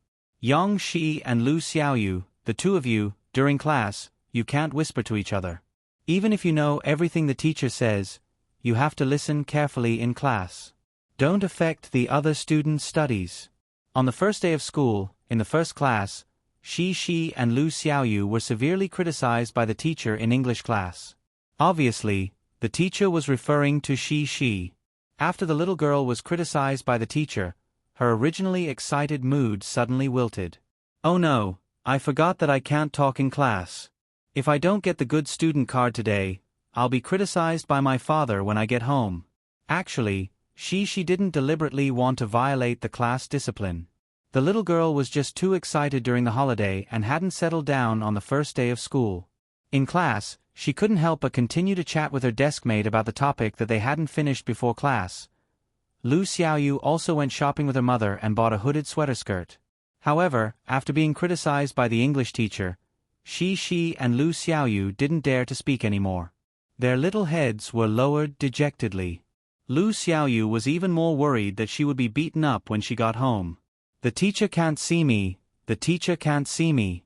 Lu Xiaoyu quickly buried her head in the book and prayed in her heart. Lu Xiaoyu could only hope that the English teacher would forget about her mistake after the class. That way, the homeroom teacher, Teacher Li, would not know about it, let alone report it to her father. Actually, Li Rulan had no intention of complaining to her parents about such a trivial matter. Even if her English teacher did forget about it after class, Li Rulan would only call the two girls to her office and lecture them at most. However, she and Lu Xiaoyu did not know that their English teacher was so forgetful. This matter was like a shadow that shrouded she and Lu Xiaoyu's hearts. The two girls couldn't find the mood to talk and play for the whole day. In the afternoon, after the second class, because today was the first day of school, the teachers of each class would host a class meeting, so today's interest classes were suspended. Cici sat in her seat obediently and looked at Teacher Li, who was walking up to the podium nervously. She was still a little uneasy. Will Teacher Li criticize me? However, the main topic of Li Rulan's class meeting this time was the selection of class committee members. With a warm smile on her face, she first introduced the performance of several acting class committee members in her class in the past semester to her classmates. Last year, we implemented the system of committee members mainly because everyone is new to the school. It's your first time being a member of such a large group, so you don't know what it's like to be a class committee member. Therefore, we adopted the system of committee members to let everyone understand the responsibilities of a class committee member. We also let some students who are interested in becoming class committee members try out these jobs in positions that they are interested in. After a few rotations, some students went to positions that were more suitable for them, some stayed, and some new students bravely took the first step. Here, I would like to praise the following students and thank them for being class committee members for a period of time last year. Their performance was very outstanding, and they have also given me a lot of support and help. Here, Li Rulan played a little trick. Even though she said that she only wanted to praise a few of the students, in reality, she spoke with fervor and assurance. She spent a long time calling out almost every student who had applied to be a substitute class committee member. Moreover, from time to time, she would glance at her notebook and read out some of the things that they had done that left a deep impression on her. These mental motivations were very effective. For example, Chao Rolin, who had been acting class monitor twice but had been isolated by her classmates because she liked to complain. For example, Chan Yuxuan, who had bad grades and loved to play basketball but had been a sports committee member once, and so on. Every child who was called out looked up in anticipation. It was as if they were being illuminated by the dawn. They puffed out their chests and revealed excited smiles on their faces. She was also called out. When school started, she was appointed by Li Rulan as the Acting Cultural and Entertainment Committee member. She had been appointed for 2 months. Later, when someone had applied to try for the position, she had stepped down from the second line. However, this experience didn't seem to give she a particularly great sense of accomplishment because when she was the Cultural and Entertainment Committee member, the class didn't need to organize any cultural and entertainment activities. All she needed to do was to follow the teacher's instructions during every music class and lead the students to sing. However, Li Rulan still found a highlight to praise she. After she was called out, she raised her little head in a daze and was still a little nervous. She only heard Teacher Li say from above, "Student Yang, she has also been the Acting Cultural and Entertainment Committee member for 2 periods. We all know that Student Yang, she won first place in the school's dance competition in December last semester. This has brought a lot of glory to our class. Let's all applaud for her again, okay? It seemed that the reason for this praise was a little far-fetched. However, she relied on her good popularity in the class and still received a very warm applause. She was a little flattered and opened her little mouth. Her little face, which was originally a little anxious, now revealed a happy smile. This was a compliment. After Teacher Li praised many students in the class, she finally came to the main topic. From this semester onwards, we will no longer implement the system of acting class committee members because everyone is already very familiar with it. Therefore, we will use the method of election to elect our class committee for the entire semester. Class monitor, vice class monitor, study committee member, cultural and entertainment committee member. Li Ruolin pointed out every position. Other than the section representatives, which were left to the respective teachers to appoint themselves, these positions needed to be chosen through democratic election. Okay, now, let's start the first process, which is to elect the class monitor. Students who are interested in being the class monitor, please stand up bravely, come to this podium, and state why you want to be the class monitor. Later, the students will vote for you according to each candidate's statement and usual performance. The one with the highest number of votes will be the class monitor. Of course, students who are not chosen as the class monitor, don't be discouraged. You can continue to work hard. We still have other positions waiting for you. Li Ruolin said with a smile. Before Teacher Li said to start, there were already several activists looking at the podium eagerly, such as Chao Ruolin. She adjusted her glasses, and her eyes were shining with excitement. However, these activists did not include Shi, Lon Xin, and Lu Xiaoyu. These little girls were just waiting to watch the show with relish. They did not like being the class monitor. They did not like the class monitor because Chao Ruolin liked to snitch.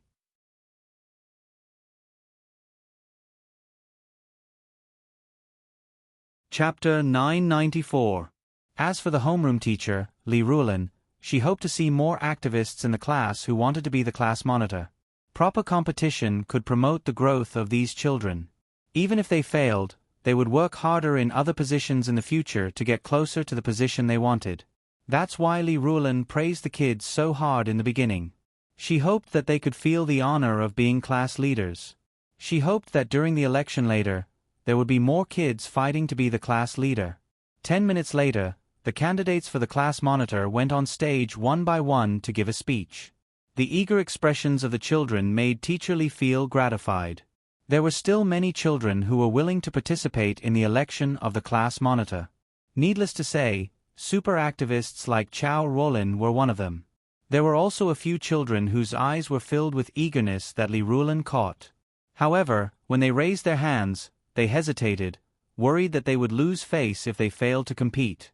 Fortunately, Li Ruolin walked down and encouraged them to go to the podium. The last candidate to give a speech on the podium, Wang Lei, was still very nervous. His voice was stuttering as he said, I want to be the class monitor. It's because my dad wants me to be the class monitor. The candidates just now all had their own subjective wishes, but when it came to Wang Lei, it was actually his parents' instructions. His speech made the children below the stage burst into laughter. A few mischievous children, like Chan Yuxuan, winked at his deskmate and posed as if Wang Lei was nervous. Then, the two of them beamed with joy and laughed at Wang Lei on stage. Everyone, please be quiet. We want to give Wang Lei a round of applause because he has the courage to stand on this podium. As a teacher, I also hope that you have the courage to stand on stage. Li Ruolin saw that everyone's laughter made Wang Lei even more embarrassed. He was so embarrassed that he wanted to bury his head in his chest. She had no choice but to come out and maintain order. Something's not right. It seems like there's one person missing. Li Ruolin couldn't help but turn her head to look at the seat in the middle. At the back of the classroom, she was sitting obediently in her seat, watching the students' speeches with great interest. Why isn't she running? Li Ruolin couldn't help but frown. In fact, Li Ruolin had hoped that she would participate in the election. This child was very obedient, and her words and actions were more generous. She also had good grades. In Li Ruolin's heart, she was the best candidate for the class monitor. So, after Wang Lei stated his original intention of becoming the class president, Li Rulan glanced at Shi again and raised her voice to ask if anyone else wanted to run for the position of class president. However, Shi was still watching the show calmly. Just like the other children, she was smiling with her eyes curved, as if she was already out of it. On the other hand, the other candidates were anxious, especially Chao Ruolin, who was the first to give a speech. She looked at the teacher on the stage anxiously for a while, and then looked around at the students in the class. She seemed to be worried that more people would come to compete with her. Fortunately, Shi was still unmoved by the teacher's words. She didn't even know if the teacher's words were directed at her or if she was just sitting in her seat and watching curiously. Li Rulan was at her wits' end. She wrote down the names of the children who had just gone on stage on the blackboard. Then, she asked each child to take out a blank piece of paper and write down the name of their favorite class monitor. I'll have to trouble the students sitting at the back of each group to help me collect the votes. In the end, she didn't force her will on Shi. Li Rulan still wanted this class committee election to be as democratic as possible. It was time to vote. Shi carefully tore out a blank piece of paper from her draft book. Shi, can you give me one?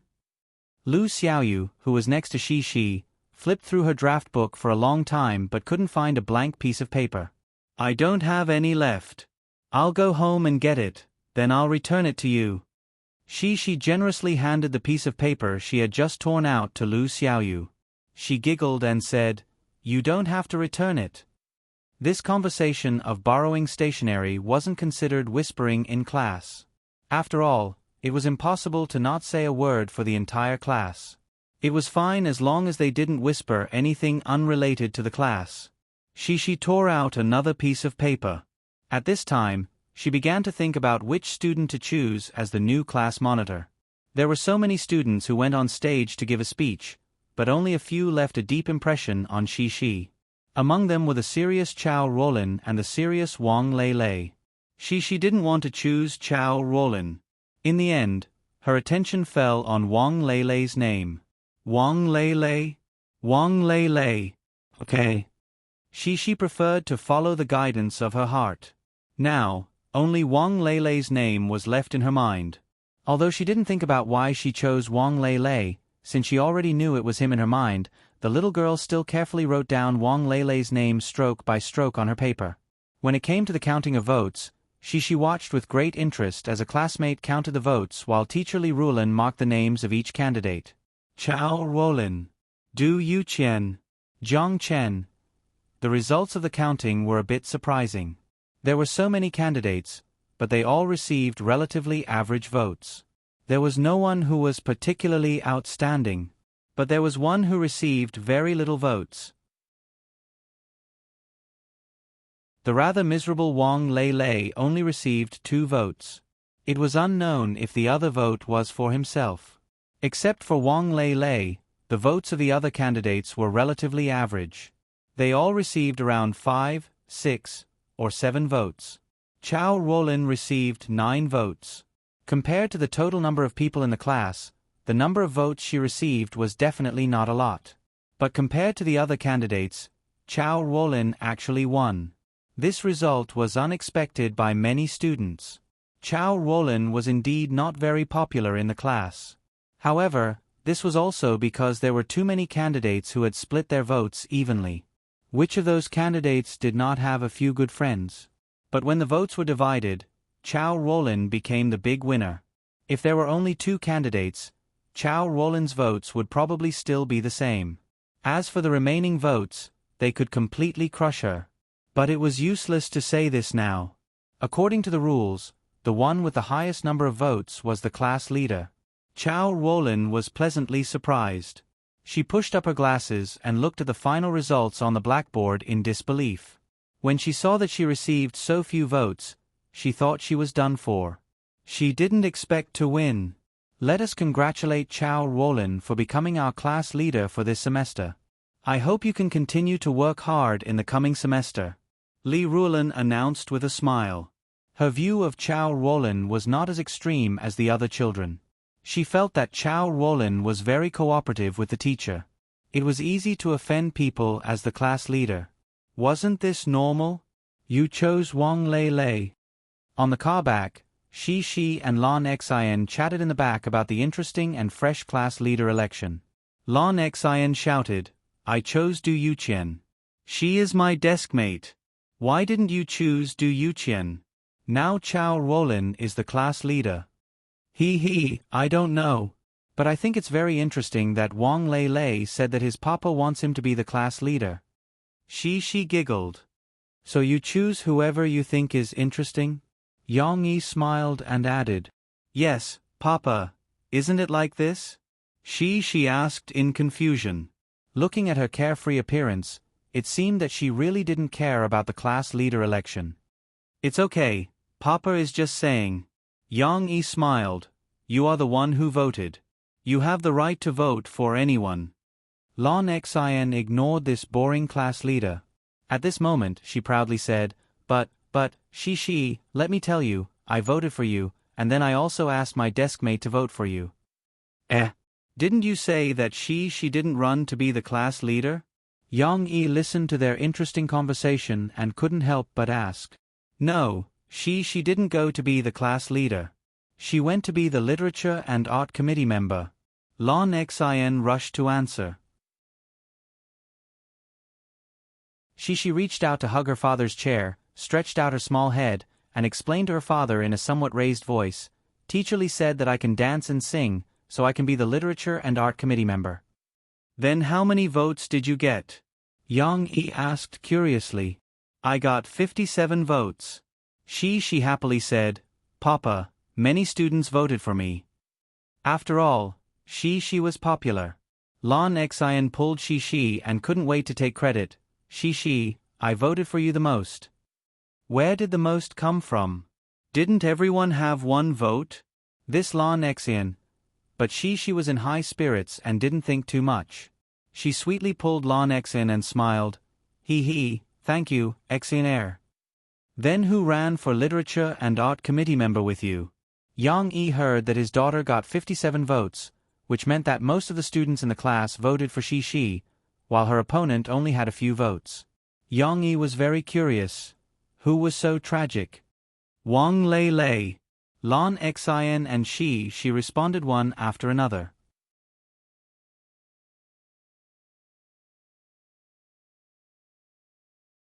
Chapter 995. In the end, Cici was elected as the Literature Committee member of the first grade's Class 3. As for Wang Lei Lei, who had actively participated in various elections but was rather pathetic, Li Ruolin couldn't bear to see him become the team leader of their group. What did a group leader do? There didn't seem to be anything special. They just helped the subject representatives collect and hand out homework. The 4 group leaders didn't even need to be elected. Other than one student who actively wanted to be a group leader, the other 2 had to be invited by Li Ruolin before they reluctantly agreed to be group leaders. Wang Lei Lei was also directly invited by Li Ruolin, but he was still quite satisfied with the title of group leader. Group leader, it's only one word different from class leader. When I go back and report to my parents, it'll definitely be better than being a Literature and Arts Committee member. Let's not talk about little Wang. Shi, who was once again a Literature and Arts Committee member, didn't feel any difference between her studies and last semester. During class, she still chatted with Lu Xiaoyu and played with Lan Xian between classes. She wasn't at all like Chao Ruolin and the other vice class leaders. They all acted like officials and went to the teacher's office every time they had free time. They were even more attentive than the subject representatives who went to get homework. Of course, Shi wasn't interested in power struggles. In comparison, she was more willing to use the precious time between classes to tell her friends about the interesting experiences she had at her grandfather's house during the winter break. However, on Tuesday, during the 3rd period of class, Yu Xiaowei, who they hadn't seen for the entire break, came to find them. This was the first time Yu Xiaowei came to the lower grades building. She held a small bag in her hand and pursed her lips as she stood outside the door of the first grades class. She had a nervous and expectant expression on her face. Isn't that Sister Xiaowei? Lu Xiaoyu was the first to discover her. She happily told Shi about her discovery. Wow, Sister Xiaowei. She turned her head and excitedly called out. She immediately moved her chair and excitedly went out with Lu Xiaoyu to welcome her. Yu Xiaowei came to give them gifts. When she saw Shi and the others come out, she also smiled, revealing her white teeth. Yu Xiaowei, who used to be so introverted that she wouldn't even smile in school, had improved a lot now. Not only did she know how to talk to others, but she also often smiled when she was happy. Shi, little Yu, I went to Yongcheng with my mother during the holidays. After that, we went shopping. I saw that these Teru dolls were especially beautiful, so I bought them, Yu Xiaowei said seriously. Both of you have one, and so does Xian. Xiaowei opened the bag and took out 3 boxes. She handed 2 of them to Shi and Lu Xiaoyu. Wow, this is a gift from Sister Xiaowei. Shi did not know what the Teru Bozu was, but she was very happy to receive the gift. She held the small box in her hands and said happily, Xian went to the washroom. Lu Xiaoyu said. Cici remembered that Yu Xiaowei had mentioned the keyword Yongcheng. She didn't even bother to open the box to see what was inside as she impatiently asked Yu Xiaowei, Sister Xiaowei, are you going to Yongcheng with your mama to play? Yes. My mother and my grandmother. Yu Xiaowei said. I've also been to Yongcheng. Also, Sister Xiaowei, my father, mom, and little brother, the 4 of us even went to Harbor City. Harbor City is very close to Yongcheng, but it's really fun. We went to the amusement park to play. It's super fun. We even rode on the Ferris wheel. She was very excited and told a bunch of stories about herself. Even Lu Xiaoyu could only listen to Cici's rapid speech in amazement, let alone Yu Xiaowei, who was slow and sluggish. Luckily, Lan Xian came back and saved Yu Xiaowei. She could continue to explain her small gift to Shi and the others. These are the Teru babies. My mother said we can also call them Qing Nyang. Yu Xiaowei saw Lan Xian take out 2 matching blue and red Teru babies from the box and said softly, she said if we hang them up when it's raining, it won't rain anymore. So they're called Teru babies. They're so cute. Shi and Lu Xiaoyu forgot to open their own boxes. Instead, they saw Lan Xian take them out and were attracted by the 2 ceramic pendants in Lan Xian's hands.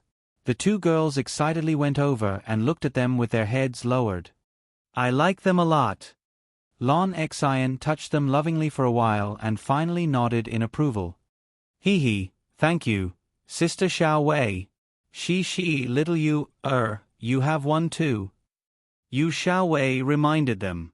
When she saw that Shi and the others liked them, the slight nervousness on her face dissipated and was replaced by a happy smile. What could make one happier than the satisfaction of having carefully prepared a gift for one's friends and receiving their approval and liking? Oh, that's right. Only then did Shi and Lu Xiaoyu remember that they had forgotten about the boxes in their hands while chatting. They giggled. Outside the classroom of the 1st grade, Class 3, the warm spring sun shone through the branches and flowed into the bright corridor. It also sprinkled on the cute little faces. When class was about to start, Shi hurried back into the classroom. She only cared about stuffing the box in her hand into the drawer and quickly picked up her textbook to listen to the teacher. This class was obviously a bit torturous, and it had nothing to do with the teacher or the content of the class. Cici was eagerly looking forward to the end of the class so that she could continue to play with the white, chubby, and cute porcelain dolls. When class finally ended, Shi took out the 2 Teru dolls from the drawer. As they had a porcelain texture, just like the vases at home, the little girl was a little worried that they would break, so she picked them up very carefully. Shi, where are you going to put them? Lu Xiaoyu did not have such concerns. She excitedly grabbed the dolls in her hands and started discussing with Shi. I heard from Sister Xiaowei that she's already hung them on her bag. I want to hang them on my bag too. They'll look good that way. No, you can't hang them on your bag. They'll break. She shook her head reluctantly and said, I want to hang them at home, but I have to ask my daddy where to hang them. I don't want to hang them at home. I think they'll look better on my bag. These Teru dolls are very hard. How can they break? I see other people hanging things on their bags too. Lu Xiaoyu insisted on her opinion. They'll break. She whispered worriedly. She was actually not very confident in her own judgment. However, she preferred to take the safer route. Therefore, even though she was refuting her friend, she was not confident enough. Little you, why don't you hang them on your bag, and I'll hang them at home? Sure. I like to hang them on my bag. Hee, that way I can see them often. Lu Xiaoyu happily turned around and took her bag from behind the chair. She started gesturing left and right to see where it would look the best. She muttered generously, it's okay. You can hang them at home. You can look at mine when you're free. She also enthusiastically helped her friend find the best spot. How about here? There's a button here. Also, I think they'll look good on you when you're carrying your bag. After confirming the best spot, she put her terror dolls back and reached out to help the clumsy Lu Xiaoyu hook them up. Let me help you. The two girls fiddled around in their seats and chattered non-stop. Finally, they succeeded in attracting other people's attention. Chen Yuxuan, who was sitting behind Shi, could not help but lean over and ask, "What are you two doing?" What's this? It looks pretty good. We can't show it to you. She hurriedly covered it up. Yes, we can't show it to you. Lu Xiaoyu hugged Shi and used her body to block Chen Yuxuan's view. Who asked Chen Yuxuan to be such a troublemaker in class?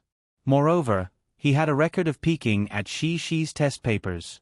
Shi and Lu Xiaoyu were both wary of him. If you don't want to show it to me, then so be it. Chen Yuxuan resentfully sat back down. What can I do? I can't bully two girls, right? Chao Ruolin is eyeing me like a tiger watching its prey. If I dare to bully my classmates, as the new class president, I'll definitely get my revenge. Of course, she said it as if I can bully Shi and Lu Xiaoyu.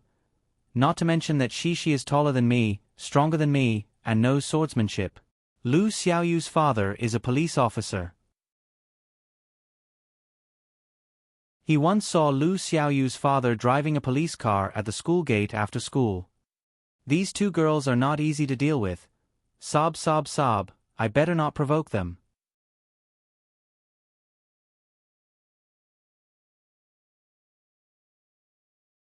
Chapter 996. In February, the second season of The Limit Challenge, which was scheduled to be broadcast on weekends during prime time, began its joyous journey once again. Although the premiere wasn't as amazing as the previous year, and it didn't set a new record, its ratings were still able to rank at the top of the variety shows in the same season. It even reached the top during the second episode. This meant that The Limit Challenge already had a group of very loyal fans. As long as the main 6 members didn't change and the show didn't have any major problems, its ratings were basically guaranteed. However, in Jiangqing, the preparation for the new variety show that Jiangnan TV station and China Star Productions had put in a lot of effort to create was basically completed. The program team led by Hong Yuman was nervously and orderly preparing for its first recording. This was probably a big opponent that The Limit Challenge would have to face in the future. Although they were of different genres and were the works of the same boss, at the same time period, in terms of ratings and public opinion, the two shows were bound to have a battle.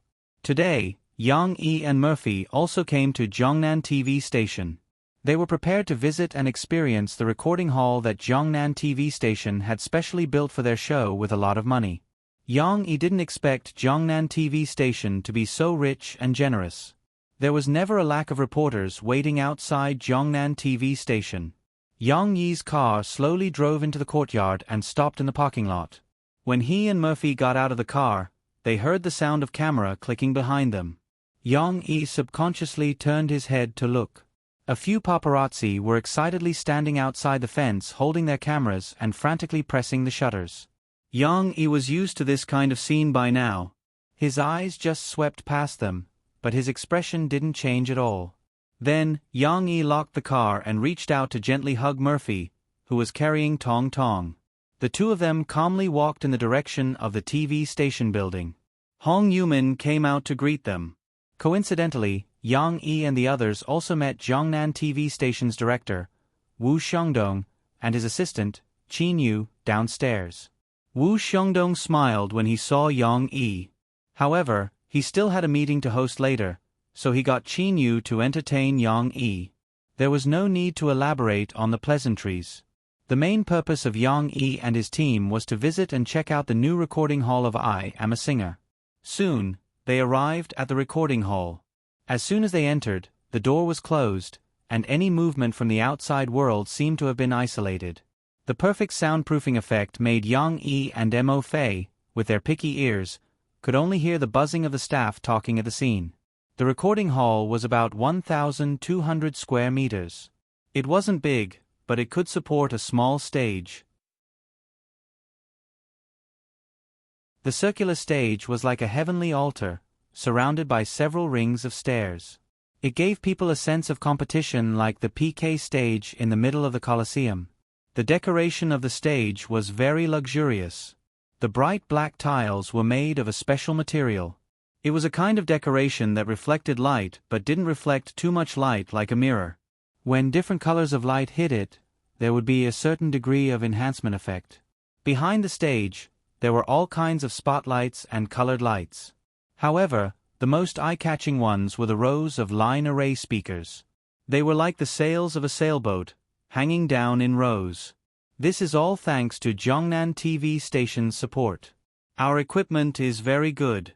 For example, the sound system, the main loudspeaker is LCOUSTICSKUDOVDOSC, and the stage return is LACOUSTICSHIQ15.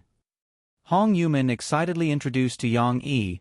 A long list of complicated brands and models could be blurted out. Note, this is some information borrowed from the real-life version of I Am a Singer. Yang Yi and Murphy weren't outsiders. Although they couldn't be considered experts in sound equipment, they still knew what kind of position such equipment occupied in the industry. I don't think even Eason's concert could be made on such a large scale. Director Hong, can I try singing later? Murphy's eyes were filled with excitement as she asked Hong Yumin with a smile. That's not a problem. We finished all the wiring yesterday. Today's main task is debugging. You can also help us try out the sound effects.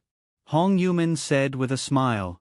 The equipment in the venue was very luxurious.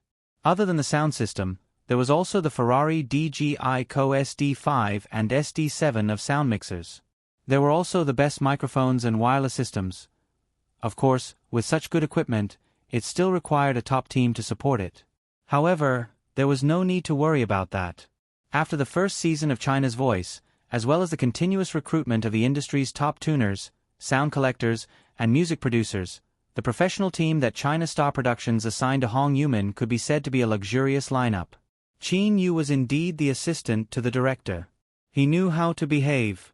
He knew that he wasn't a professional, so when Hong Yumin introduced the equipment to Yang Yi, he tactfully stood at the side and listened with a smile. It wasn't clear if he understood, but he smiled and nodded from time to time, as if he understood. In the end, it's still our hometown's TV station that supports us the most. They bought such expensive equipment just like that. Hong Yumin complimented Zhongnan TV station at the right time. This was the time for Qin Yu to speak. He smiled and waved his hand, saying, "Not at all. Teacher Yang and Teacher Hong, your reputation is out there. It's our luck that our TV station is able to work with you." Qin Yu covered his mouth with his hand and purposely whispered a few words. "I won't hide it from Teacher Yang. Our Wu Tai station has put in a lot of effort. After all, Teacher Yang and Mayor Guo have a good relationship. For this program, we have to do our best to cooperate with you. Therefore, we have to provide you with the best resources." Following that, he laughed heartily and returned to his normal voice. He said with a smile, "Of course, the television station has also made an assessment. They feel that with China's The Voice's popularity in the music variety show market, our show's format is novel and has a better effect in terms of attracting celebrities. It can definitely be made into one of our station's signature shows, so it's normal for them to give us more support." Yang Yi felt quite uncomfortable listening to these bureaucratic words. Although Qin Yu was also flattering him, there was probably a lot of hypocrisy in it. Luckily, Qin Yu quickly shut his mouth and pretended to be invisible at the side. He did not disturb Yang Yi and Murphy's audition. During the audition process of Murphy singing a song, Hong Yumin arranged for someone to record it with the camera and sound equipment. These would be used as highlights for the promotion of I Am a Singer in the future. The effect is very good. After Murphy finished singing, Yang Yi smiled and applauded. He commented, "I'm listening from below. This feeling is very strange. It's as if every turn of your voice is coming out from beside my ear. It's better than listening to non-destructive music with top-notch headphones. Moreover, the sound pressure created by the live broadcast is exactly the same as a concert. It's a great feeling to listen to it live. Come and sing a part too. Let me give it a try." Murphy pulled Tong Tong to a side and urged Yang Yi. She also wanted to experience the ultimate enjoyment of music brought by this level of sound equipment live. The two of them played with the sound equipment as if there was no one else around. After listening to Yang Yi's live broadcast, Murphy couldn't help but give him a thumbs up. She sighed and said, "A good sound system is indeed different." She glanced at Hong Yumin and Qin Yu beside her. She pulled Yang Yi and secretly asked, "Do you think we can borrow this place?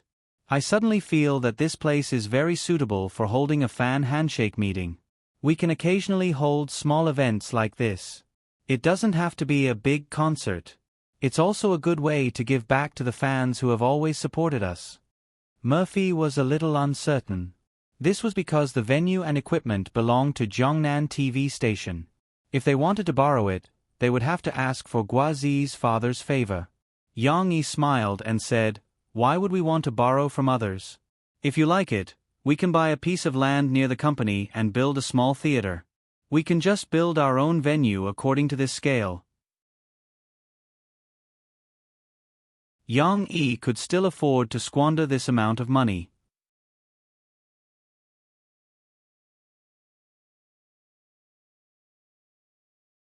Chapter 997. With the arrival of a new week, Shi, the Literature and Art Committee member, finally felt her presence. On Monday afternoon, when the second class was about to end, Shi was already ready to pack her bag. She was going to the interest class of kicking shuttlecock later. Don't think that kicking shuttlecock was not a serious sport. There were still many girls who signed up for this interest class. Moreover, Shi was lively and active. She was still very good at this sport that required her to jump around. But at this time, Teacher Li Rulin, who was standing on the podium, closed the textbook and read out a small school competition to them. In order to beautify our campus, class, and enrich our classroom life, every class needs to actively design and complete the blackboard at the back of the classroom. The layout is required to be beautiful, the writing is standard and neat, and the content is positive. Simply put, it has to be done well. When the time comes, our class's blackboard will also be based on the class. Participate in this blackboard evaluation competition. The top 3 of each grade will be selected, and the school will award the winning class with a certificate. Li Rulin pointed to the big blackboard at the back of the classroom. Next to it was only a certificate from last year's honor garden. She encouraged, "Students, this is a good opportunity for us to fight for our collective honor. I hope that students with talent in writing and drawing will participate actively and help our organization's publicity committee members to do a good job on our blackboard." Li Rulin looked at the publicity committee member, Du Yuqian, who was looking at her at a loss. She pondered for a moment and said, "How about this? In our class, this work will be handed over to the publicity committee member, Du Yuqian, and the literature and art committee member, Yang Shi. You will be responsible for organizing and completing our class's blackboard. Do you understand what the teacher means, Du Yuqian, Yang Shi?" Shi sat below the stage. She was already a little absent-minded. She was looking forward to going to the shuttlecock class as soon as possible. At this moment, when she heard her name being mentioned by the teacher, she regained her senses. Of course, she was also listening just now. Now, she still understood what she was going to do. However, the little girl was a little dumbfounded. "Ah, me too." Such a sentence appeared in Shi's mind. However, when the teacher mentioned her and Du Yuqian's names again, the two girls could only nod in confusion. Okay, thank you for your hard work, Du Yuqian and Yong Shi. Today's class ends here. Everyone, pack up your textbooks and homework and go to your interest class. Li Ruolan smiled and concluded. After class, Li Ruolan was surrounded by a few students who still had questions about the lesson. She tidied up her computer and explained to these students. Then, she explained to these students who loved to study and walked to the office. The other students also packed their school bags noisily and ran out of the classroom, shouting excitedly. To them, there was a lot of fun to be had if they went to an interest course. Why would they care about the blackboard competition that the teacher mentioned? Only Shi and Du Yuqian, the two little girls who carried heavy responsibilities on their backs, looked at each other. Du Yuqian threw down her school bag in a daze and scratched her head as she walked to Shi's seat. Shi, do you know how to do this blackboard bulletin? Du Yuqian pointed at the big blackboard behind Shi and asked in confusion. Du Yuqian had a good relationship with Shi in class. Although she couldn't compare to Lan Xian and Lu Xiaoyu, and she didn't often play with Shi, because she was usually quite cheerful, she would occasionally play with Shi. That was why she also called Shi by her nickname. I don't know either. Shi shook her little head. Then what should we do? Du Yuqian was at a loss. The teacher asked the two of us to do it. It seemed that Du Yuqian had a misunderstanding. Li Ruolan wanted her and Shi, the two class committee members, to take the lead and organize the class's blackboard bulletin. She thought that only she would do this work. When Shi saw Du Yuqian's embarrassed look, she was also at a loss and confused. However, at this moment, the little girl smiled enthusiastically and said with a very positive expression, Yuqian, don't be afraid. I can ask my papa how to do this blackboard bulletin. Then, little Fishy can also help us, right? Little you, Cici turned to look at Lu Xiaoyu, who was packing her school bag, and asked. Lu Xiaoyu said, and raised her head in confusion. When she understood Shi's meaning, she nodded and said, of course, I will help you. I can also ask Xian Air to help. Then we will have 4 people. She counted with her fingers. Shi, you can also draw. You draw very well. Didn't the teacher say that you can draw? Lu Xiaoyu giggled and said, yes. Wait a minute, but I don't know how to draw with chalk. She said with some embarrassment. Hey, it's all the same. It's all about drawing. You can try, you should be able to do it. Lu Xiaoyu pretended to know and egged her on. Okay then. She nodded. Listening to their lively conversation, Du Yuqian seemed to have found her backbone. She nodded happily and said, that's great, Shi, you are so awesome. I will listen to you. It seemed that such an activity should be in charge of the publicity committee. However, Du Yuqian was not elected as a publicity committee member because of her ability to organize publicity. Her situation was similar to Wang Leilei's. She was also encouraged by her parents to run for the class monitor. Of course, she also failed. She was only slightly better than Wang Leilei. Du Yuqian later mustered up the courage to run for the publicity committee member for the second time, and unexpectedly succeeded. If it were not for her success this time, she would not have the courage to try a third time. Now that she had encountered such a big problem, Du Yuqian did not think about fighting for power. Instead, the little girl's thoughts were very simple. She was happy to have someone to rely on. When they got home in the evening, she told her father about the blackboard bulletin. However, she overestimated her father. Yang Yi had lived 2 lives and had never made a blackboard bulletin before. Therefore, he could be said to be a layman. However, for Yang Yi, even if he had never done it before, he could guess how it should be done. Wasn't it the same as the layout of a newspaper? It also required a good idea of the space layout, content arrangement, and so on. As long as the principle was clear, everything was very simple. However, Yang Yi did not intend to help Shi design the blackboard bulletin. He felt that this was a good opportunity for Shi to practice. Therefore, Yang Yi smiled and said to Shi, "If you don't know how to make a blackboard bulletin, you can refer to the blackboard bulletins made by the seniors. There must be a blackboard bulletin at the back of their classroom. You can go and see how others do it and how they design it. Then, in addition to looking for Xiaoyu and Xin Air, you can also ask other classmates for help."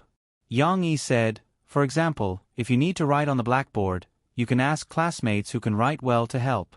If you need some good articles or poems, you can also arrange for classmates to choose. Distribute the work, and everyone has a small part that they are responsible for. Then, wouldn't the blackboard bulletin be easy to complete?" Her father's words gave Shi a lot of inspiration.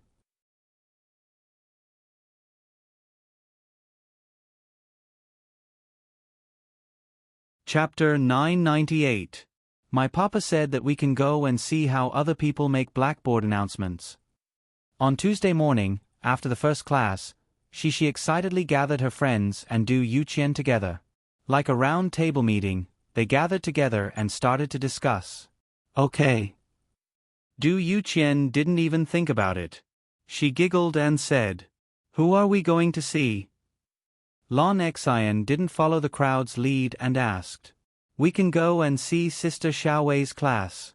Do you remember that the last time we went to look for Sister Xiaowei, there was a blackboard announcement at the back of her class?" She said with a clear train of thought. Yes, I remember now. Yes, we can look for Sister Xiaowei." Lu Xiaoyu nodded. These young ladies chattered about the blackboard bulletin, and their enthusiasm attracted the attention of some young boys who liked to join in the fun. Chen Yuxuan propped himself up on the desk and leaned over to listen curiously.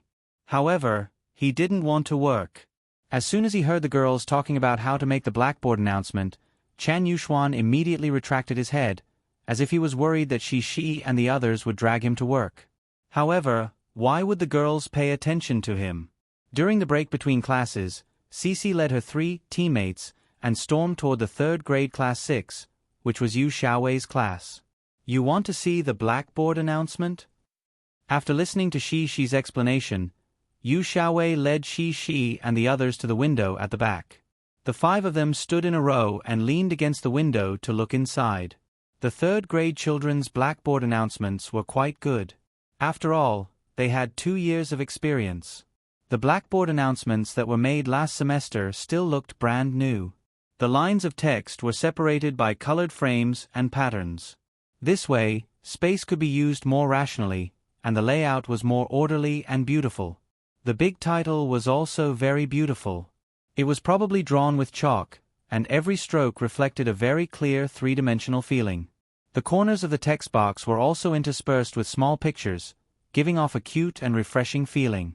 Of course, it also made the overall impression not feel dull because of too many words. So this is what the blackboard announcement looks like. Du Yuqian stared at it and sighed softly. "Sister Xiaowei, did your class's blackboard announcement win an award?" Shi asked curiously. "No award." Yu Xiaowei was a little embarrassed to say it in front of her class. She looked around and whispered, "I saw the blackboard announcements of the 3 classes that won awards. They were very beautiful. They drew very big pictures and a lot of interesting things. It's amazing." "It's okay, she can draw too." Lon Xian pointed at Shi and said proudly, "I don't know, because it needs to be drawn with chalk, and I haven't drawn with chalk before." Shi hesitated for a moment, but soon said energetically, "But I can try. Sister Xiaowei, if I draw well, can I win an award?" Yu Xiaowei thought for a moment, shook her head, and said, "The blackboard announcement has to be written well. Yes, our teacher said that our handwriting isn't very good. It has to be written with beautiful chalk?" The few girls fell into deep thought. The break between classes passed quickly. Not long after, the 4 first-year girls finished looking at Yu Xiaowei's class's blackboard announcement and had to go back. However, after saying goodbye to Yu Xiaowei and preparing to go downstairs together, Du Yuqian said to Shi enviously, "Shi, you're really amazing. You even know the senior sister Xiaowei. She knows a lot." "Of course Sister Xiaowei knows a lot." It's because they've done a lot of blackboard announcements. Lon Xin shouted indifferently. However, their words gave she an idea. Her eyes lit up, and she turned around, ran back, and pulled Yu Xiaowei's hand, who was still watching them leave. Sister Xiaowei, can you help us? Cici was a little excited. She took Yu Xiaowei's hand and twisted her body, as if she was asking for it coquettishly. She said, "Everyone says that you know a lot. Can you help us see how to do the blackboard?" This was equivalent to hiring a designer. Yu Xiaowei was stunned for a moment, and asked nervously, "Can I really? But I haven't done it before. I've only seen some blackboard announcements." "It's okay, you know a lot more than us." She thought very clearly, and she eagerly said, "Okay? Sister Xiaowei, can you help me, okay?" Although Yu Xiaowei didn't have much of a presence in their class, and the class committee didn't ask for her opinion when they discussed making the blackboard announcement, Yu Xiaowei still wanted to participate in some activities. Therefore, when Yu Xiaowei heard Shi's invitation, she was pleasantly surprised. Now, Shi's sincere invitation made Yu Xiaowei even more happy. She pursed her lips, and with a smile in the corner of her eyes, she said, "Okay, I want to give it a try too." After saying goodbye to Yu Xiaowei, the girls ran down the stairs and hurried back to their classroom. Du Yuqian was a little excited. She ran to Shi's side, and said with a little uneven breath, Shi, that's great. Okay, with Sister Xiaowei's help, we can definitely do this blackboard announcement well." Shi giggled and said, "That won't do. Didn't Sister Xiaowei say that we have to write it well? But we don't know how to do it." "Right, then what should we do?" Du Yuqian was at her wit's end, and could only look at Shi helplessly. "I have a way," she said with certainty. "Let me tell you, I have a good friend. His handwriting is super good. My papa said that his papa is a calligrapher." Unfortunately, the class was about to start, and the teacher was about to enter the classroom. She didn't have time to talk to Du Yuqian in detail, and the girls quickly returned to their seats. After school in the morning, Shi's blackboard announcement team had a new member. "Yuqian, this is Nan Xiaoyu." In the cafeteria, Shi found Du Yuqian, who was eating, and introduced him to her. "Nan Xiaoyu is also super good. He can write very beautiful words, and then he can recite poems. He has read a lot of books." Du Yuqian blinked. She was still eating, and her eyes were fixed on Nan Xiaoyu. This made Nan Xiaoyu a little embarrassed, and the young boy's face turned red. Du Yuqian asked curiously, "Is Nan Xiaoyu also a senior brother?" No. She saw that Du Yuqian misunderstood, and quickly explained, "He is in the 9th class, the same grade as us." Lon Xian and Lu Xiaoyu grabbed each other's hands and laughed. Du Yuqian called Nan Xiaoyu brother.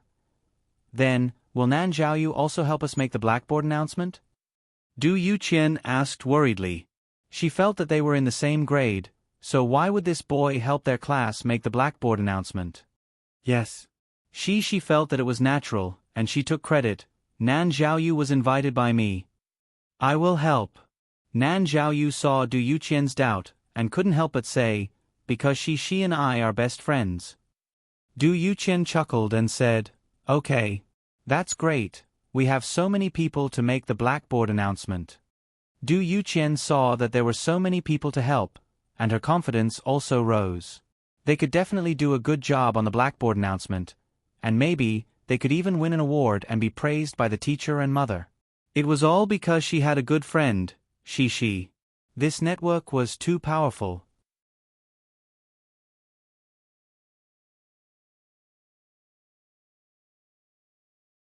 Chapter 999. Li Rulan did not think of casually throwing a big task to these 6 or 7-year-old children to complete on their own. In fact, she was still prepared to follow and guide them at any time, teaching Du Yuqian and Shi how to arrange and design this blackboard bulletin. However, these 2 days, she was also a little busy. It was mainly because of Chan Yuxuan and a few students in the class whose grades were not very good. Li Rulan was actively contacting their parents. Moreover, she usually communicated with them more and urged them to study. After being busy with all kinds of chores, Li Rulan somewhat forgot about the blackboard bulletin. It was not until the teachers of other classes in the office talked about what kind of theme their classmates were planning to create on the blackboard bulletin that Li Rulan suddenly remembered that she had forgotten to care about the situation of their class's blackboard bulletin. Moreover, Li Rulan was also curious. Why didn't Du Yuqian and she come to her for help? These two girls were usually diligent and inquisitive. They were not introverted students. Could it be that they had forgotten? Therefore, on Wednesday afternoon, she carried her small school bag and held her small dancing shoes in her hand. She ran to the teacher's office and looked for teacher Li Rulan to clock in.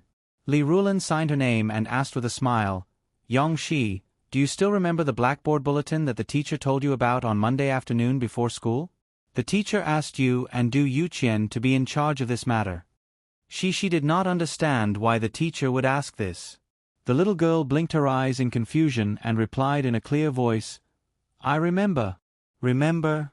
All right, Li Rulan decided to change the way she asked, "Now, how are your preparations? Do you need the teacher's help?" She had too much to say about the teacher's question, especially in the first half. One had to know that she and Du Yuqian had spent a lot of time between classes these 2 days running around and being extremely busy. She's eyes lit up. She took a step forward and unconsciously raised her right hand to grab the teacher's table. She said eagerly, "Teacher, let me tell you. We have a lot of people now. Me, Yuqian, and little fishy, Lu Xiaoyu, and Lan Xian." She was used to calling Lu Xiaoyu and Lan Xian by their nicknames, but when she remembered that she was talking to the teacher, she changed it back. Li Rulan looked at Cici in surprise. She didn't expect that Cici and Du Yuqian, the two girls, would be able to find so many people to help them without her guidance. Wait, this Yu Xiaowei and Nan Xiaoyu are not from our class? After all, Li Rulan was still a competent class teacher. She quickly heard the problem and asked in confusion. "That's right, Sister Yu Xiaowei, Sister Yu, and Yu's mother Nan Xiaoyu is in our grade, but he's in the 9th class. They're all my good friends and are willing to help me." She smiled sweetly. Li Rulan looked at she speechlessly. She just thought that she and Du Yuqian were quite troublesome, but she did not expect them to be so troublesome. They actually got students from other classes to help, and there were even older sisters. In fact, Li Rulan wanted to tell she, for our class's blackboard bulletin, try to use our own classmates as much as possible.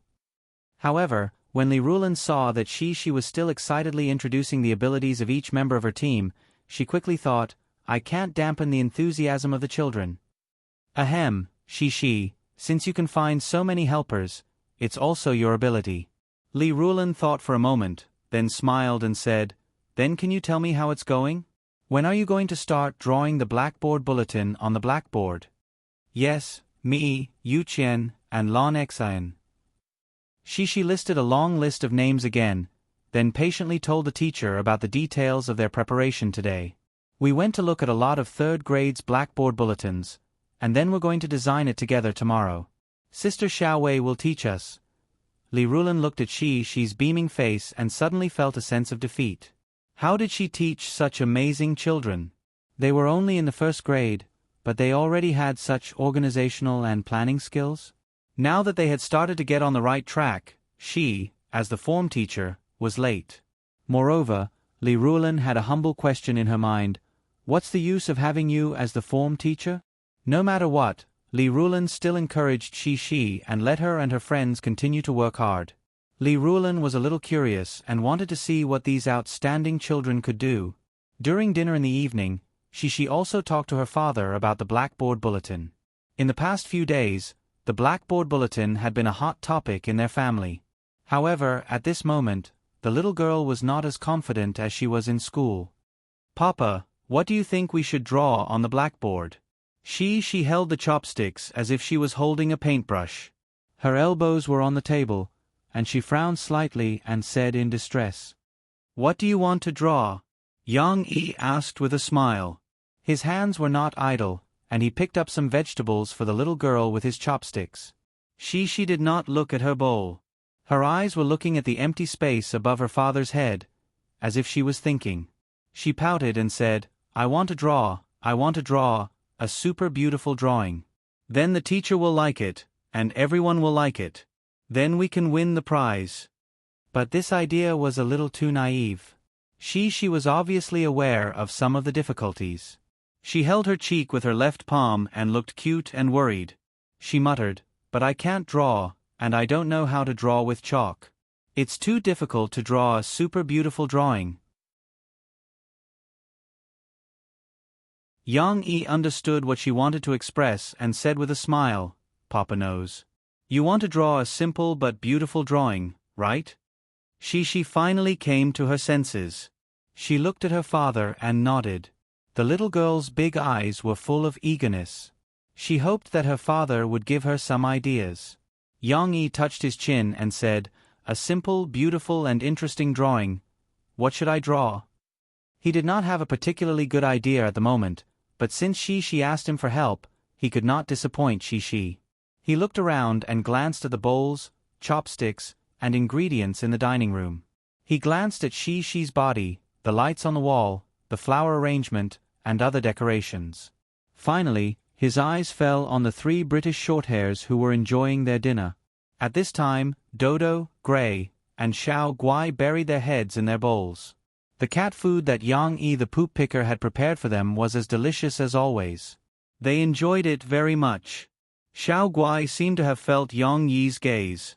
It raised its round face and met Yang Yi's eyes. At this moment, there seemed to be a familiar background music. After confirming the look, I met the right meow.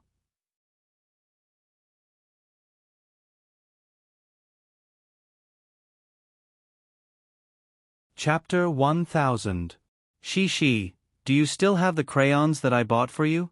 Give them to me, and I'll teach you how to draw a cute and good-looking cartoon character. Yang Yi said to she with a smile. She knew that her father had a lot of magical ideas. Okay. She was full of joy. She answered with a crisp voice, put down her chopsticks, and ran upstairs. Murphy chased after Tong Tong to feed him again. The little guy was getting more and more difficult to deal with. Not only did he run around, but he also refused to open his mouth after being coaxed for a long time. Murphy was exhausted by him every meal. Murphy came back from the living room with a bowl in her hand. She saw she running upstairs and saw that there was still some food left in she's bowl. She frowned and asked, why did she run upstairs? She didn't even eat. Yang Yi said with a smile, I asked her to get her crayons. Wasn't she talking about the blackboard just now? I thought of a drawing that she could draw on the blackboard. That's because you indulged her. If she's only willing to take a bite after being fed, she'll be done for. Murphy said reproachfully. Okay. Don't worry. I'll go feed Momo. I can teach her how to draw anytime. Yang Yi saw that Murphy was angry, so he quickly coaxed her. Yang Yi could understand Murphy's irritation. Tong Tong was usually well behaved, but since he started to walk happily, eating became a big problem for him. Not to mention that Murphy would lose her temper. Sometimes Yang Yi would feed him, but he still couldn't finish a bowl of porridge after an hour. Every time the spoon reached out, his mouth would still be full. Yang Yi was so angry that he wanted to spank his little butt. Murphy couldn't lose her temper when she saw Yang Yi like this. She smiled and said, Okay, don't coax me. I'll feed you. You'll be angrier than me later. Murphy scooped up some scrambled eggs with tomatoes, which Tong Tong liked to eat, and went to the living room with the bowl. This was going to be a long battle. Papa, here you are. She came downstairs quickly. She held a crayon box and a sketchbook and shouted excitedly. In order to see her father draw, the little girl picked up her small bowl and wanted to run to her father's side. Finish your meal first. We'll draw later. Otherwise, your mother will be angry later. Yang Yi stopped her. He winked at she and signaled her to look at the living room. Open your mouth. Let Mom see if you've finished eating. Mo Fei's voice happened to come over at the same time. Although it was not scolding, the tone of her voice clearly showed her sternness. She couldn't help but shrink her head. She turned her head and stuck her tongue out at her father. She seemed to be very scared. But looking at her giggling, it seemed that she was still very daring when she was with her father. It was finally time to draw at night. Yang Yi and she sat side by side in front of the coffee table on the carpet in the living room. Because of the demonstration and teaching, Yang Yi placed the sketchbook on the coffee table so that she could see it clearly. Let's assume that this is a blackboard. First of all, we have to draw a big circle on the blackboard. Do you see it? This might be a little difficult for you because you have to draw such a big circle on the blackboard. But it's okay. Take your time. You're using chalk, so you can use the blackboard eraser to modify it. Yang Yi picked up a black crayon and drew a circle on the paper easily. As he drew, he said, "Of course, I'm using a black crayon now. But when the time comes, you can use white chalk to draw the outline. After you finish drawing and coloring it, you can use the chalk eraser to carefully trace the outline." She watched her father draw with rapt attention and nodded absent-mindedly. However, she couldn't help but open her mouth wide when she saw how well her father drew the circle with his bare hands. She looked at her father's hand that was holding the crayon with admiration. Her father was so awesome. He drew so well. This circle is the head of the robot cat that I'm calling Ding Dang. Yang Yi said with a smile. Little Belle? She reacted quickly and turned to look at her father in surprise. Little Belle was her friend in kindergarten. Fortunately, she had a good memory. If it were Lan Xin, she definitely wouldn't remember it. It's not Little Belle. It's called Ding Dang. Yang Yi smiled and wrote these 3 words in the blank space next to him.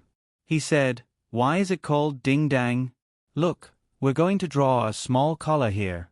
We're going to draw a small circle in the middle and write AT in the middle. Look, doesn't it look like a bell that jingles? We used to bring it to steamed bun. Because it jingles, we call it Ding Dang." Yang Yi realized that no matter how he explained, it was related to bells. However, at this time, she didn't care about the difference between bells and jingles. She nodded her little head happily and snuggled closer to her father. She rested her face on her father's arm and watched him draw with rapt attention. Next, we're going to draw the outline of its body. Look, these 2 short ones are its arms and the round ones are its hands. Then, we're going to draw its body and feet here. The feet are in the shape of an oval, flatter than an egg. Yang Yi slowly drew for she to see. His movements were very slow, as he was afraid that she wouldn't understand. Under Yang Yi's strokes, a Ding Dang that stood in the most ordinary penguin position and had the most ordinary smile gradually appeared in front of she. Of course, with the help of the crayons, Yang Yi still had to color for she to see the final result. Its body is blue from here to here. The collar is red, the bell is bright yellow, the inside of its mouth is red, and its tongue is orange. Yang Yi said as he colored. At this moment, a shadow suddenly loomed over from the side. Yang Yi and she turned their heads instinctively. It's Tong Tong. Little Momo, who was wearing baggy pants, there were diapers inside, had one hand on the coffee table and the other hand behind his back like a wing. His body was slightly leaning forward, and he even arched his little butt. He was curiously moving closer to see what his father and sister were doing. However, when his peeping was discovered, his father and sister both looked at him. Little Momo felt guilty. He blinked his eyes, turned around, and ran out of the living room. He didn't even know if his father and sister were willing to let him stay and observe. Tong Tong's attempt to join in the fun was just a funny interlude. Yang Yi smiled as he came back to his senses. After he finished coloring the Ding Dang, he asked she with a smile, "What do you think? Isn't this Ding Dang cute?" "It's super cute." She loved it so much that she danced and screamed. She couldn't help but press her back against her father's big hand. She giggled and shook her little butt left and right. She didn't dare to disturb her father when he was painting. Now, the little girl could finally express her love for Ding Dang with all her strength. "Haha, let me tell you, if you paint this on the blackboard, a lot of people will like your blackboard bulletin. Yang Yi looked at Shi's excited face and felt a little proud. He smiled and said, "Also, this is just the beginning. Let me teach you how to paint Ding Dang with more expressions and actions." Shi had been learning how to paint for a long time, so Yang Yi didn't let her continue to watch. He spread out 2 pieces of sketch paper and asked Shi to pick up a crayon to paint with him. Shi's first time painting was not very successful. The circles were crooked, but it had to be said that she was very talented in painting. She drew Ding Dang's body proportions very well. She just needed to practice. However, when she was coloring Ding Dang, she suddenly made a big discovery. She turned her head in surprise and said, "Hey, Papa! Ding Dang's body is also blue. It's a little like Xiao Guai, Xiao Hui, and Dodo. Well, Xiao Guai and the others aren't as blue as Ding Dang." Not only were they similar, but the flat face was also the same. Yang Yi told she half of the truth, because I got the inspiration for Ding Dang from Xiao Guai and the others. Also, I thought of a very interesting story for Ding Dang. I'll tell you before you go to bed tonight. Okay. There's another story to listen to. Cici was overjoyed. She couldn't help but stand up and cheer beside her father with her 2 little arms raised. However, she was still thinking about her blackboard bulletin.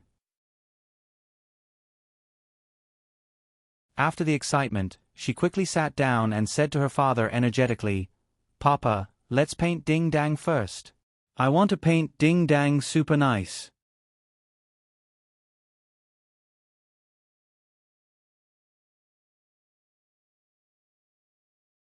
Chapter 1001. On Thursday, the Blackboard Bulletin preparation team gathered again during recess. She couldn't wait to show her friends the prototype of Ding Dang that Yang Yi had drawn for her yesterday. "Wow, what is this? A cat?" Du Yuqian asked excitedly. "No, this is Ding Dang. It's a robot that can talk." "No, it's a Doraemon. It's called Ding Dang." Lu Xiaoyu, who had already seen it, couldn't wait to help Shi explain. Obviously, Ding Dang was still very popular among the children. Not to mention Du Yuqian, Yu Xiaowei, and Nan Zhaoyu, who had seen it for the first time. Lan Xian and Lu Xiaoyu had seen it from Shi in the morning, and now they were still looking at it reluctantly. "Yes, it's called Ding Dang." Shi giggled and proudly said to her friends, "This was drawn by my papa. Moreover, my papa also told me the story of Ding Dang and Nobita. It's super interesting." "Big Bear." Yu Xiaowei was a little curious and couldn't help but interrupt. She whispered, "Is it a bear or a panda? I learned in science class that bears and pandas are different." Unfortunately, Shi didn't give her a chance to show her knowledge. The little girl smiled and said, "Hee, it's not a big bear or a panda. It's a boy called Nobita." "A boy?" Du Yuqian's eyes lit up. She pointed at Nan Zhaoyu and smiled. "Nan Zhaoyu is also a boy, so he's Nobita." "I don't want to be Nobita. I like Ding Dang." Nan Zhaoyu shook his head. However, at this time, Du Yuqian, Lan Xian, and the other little girls finally put the title of Nobita on Nan Zhaoyu's head. Of course, this was just a joke. When they heard Shi's brief story of Nobita finding a Doraemon from the future in a drawer, and how this Doraemon named Ding Dang could take out many magical toys from the bag on its belly, no one wanted Nan Zhaoyu to be Nobita anymore. "I want to be Nobita, too," Lu Xiaoyu said enviously. "I also want to have a Ding Dang at home." Of course, at this meeting, they did not come to listen to Shi's story. Everyone had their own division of labor. Although Shi's arrangement was not very clear, and even a little chaotic, it was now time to report their progress. At this time, Nan Zhaoyu was the most active. He was not like Lu Xiaoyu, who was forgetful, nor was he like Lan Xian, who was procrastinating. Shi asked him for help, and the little boy finished his task early. He excitedly puffed out his chest, and his eyes were shining with confidence. He said, Shi, I found the poem. My father helped me find it, and he found a lot of them. He even taught me how to write them." Unfortunately, his handsomeness lasted for only 2 seconds. Nan Zhaoyu quickly scratched his head and said embarrassedly, "But my father hasn't helped me write all of them, so I can look at them and write them on the blackboard. Then what should we do? Du Yuqian tilted her head doubtfully and looked at Nan Xiaoyu. It was as if he had not said anything. It's okay, I can recite it for you. Is that okay? My father was not free yesterday, so I have to wait for him to finish writing, Nan Xiaoyu said quickly. Sure. I want to hear Nan Xiaoyu recite the poem. She nodded straightforwardly. That's right. Nan Xiaoyu could recite poems in kindergarten. Lan Xian also praised him tacitly. Then I'll recite it for you. Encouraged, Nan Xiaoyu puffed out his chest and raised his head slightly. As if he was reciting aloud, he recited in a loud and clear voice, the long ballad, the flowers in the green garden, the morning dew waits for the morning sun. Note: this is a poem from the Han Dynasty. The history of this world began to diverge after the Three Kingdoms. Oh, Xiaohan can't just make up a poem to fool everyone. Sure enough, boys who can recite poems are different. Nan Xiaoyu immediately received Sister Xiaowei's surprised gaze and Du Yuqian's and the others' surprised and worshipful gazes. This made the little boy's interest even more intense. He used a cadence to recite the rest of the poem while shaking his head. Bad luck. 100 rivers flow from the east to the sea. When will they return to the west? If the young don't work hard, the old will be sad. This kid actually exceeded his usual performance. In the end, he really recited the poem with a sad tone.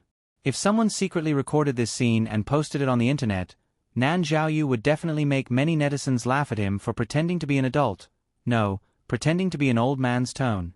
But at this moment, in the eyes of the few inexperienced girls, Nan Xiaoyu's performance was still very impressive. They all looked at Nan Xiaoyu with some admiration.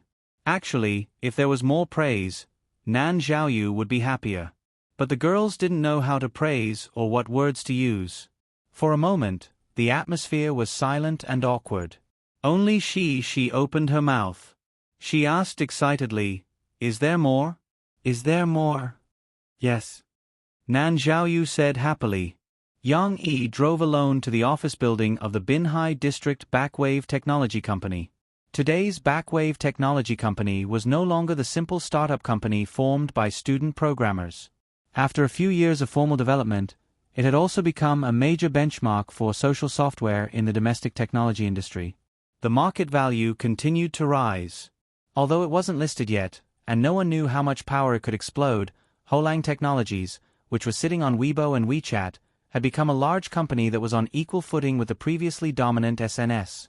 Especially at the end of last year, when WeChat was launched, through the soft promotion of China's Voice, as well as the huge investment in the Spring Festival Gala, the number of registered users skyrocketed. Because WeChat and micro-broadcasting could connect users and share friends' information, and because WeChat had better mobile communication and social experience, as well as many other factors, many micro-broadcasting users were willing to download and use the instant messaging and communication software. Many of the original SNS users also switched sides and used the software that was more suitable for their mobile phones. The rise of WeChat made SNS realize the danger they were in. They realized that Backwave Technology Company was no longer a small company that they could ignore. It was no longer a harmless company that didn't affect SNS deeply. This guy wanted to destroy SNS. SNS definitely wouldn't sit back and watch. They had already launched their counterattack. On one hand, they were using the time to develop and improve their own SNS mobile app to improve the user experience so that they could compete with WeChat. On the other hand, they were trying to use public opinion, patent wars, and other means to stop WeChat's development. Yang Yi came to Backwave Technology Company this time for this big event. Mao Peifu welcomed Yang Yi into the upper management office of Backwave Technology Company. Along the way, many employees were curiously sizing up this masked man. It had to be said that Yang Yi did a great job of keeping his identity a secret so that his life wouldn't be affected. At Backwave Technology Company, other than a few old employees who didn't know how to leak secrets, very few new employees knew that he was the big boss. Hence, there was a lot of discussion below. Who is he? Looks like CEO Mao, General Lao, and the rest respect him a lot. I don't know, but his back looks a little familiar. Could it be our company's mysterious boss? I don't think so. Look at his dressing, and his height. He's quite handsome, more like a celebrity. How could our boss be so young? That's true. Sigh, he really does look familiar. Why can't I remember? Which celebrity is he?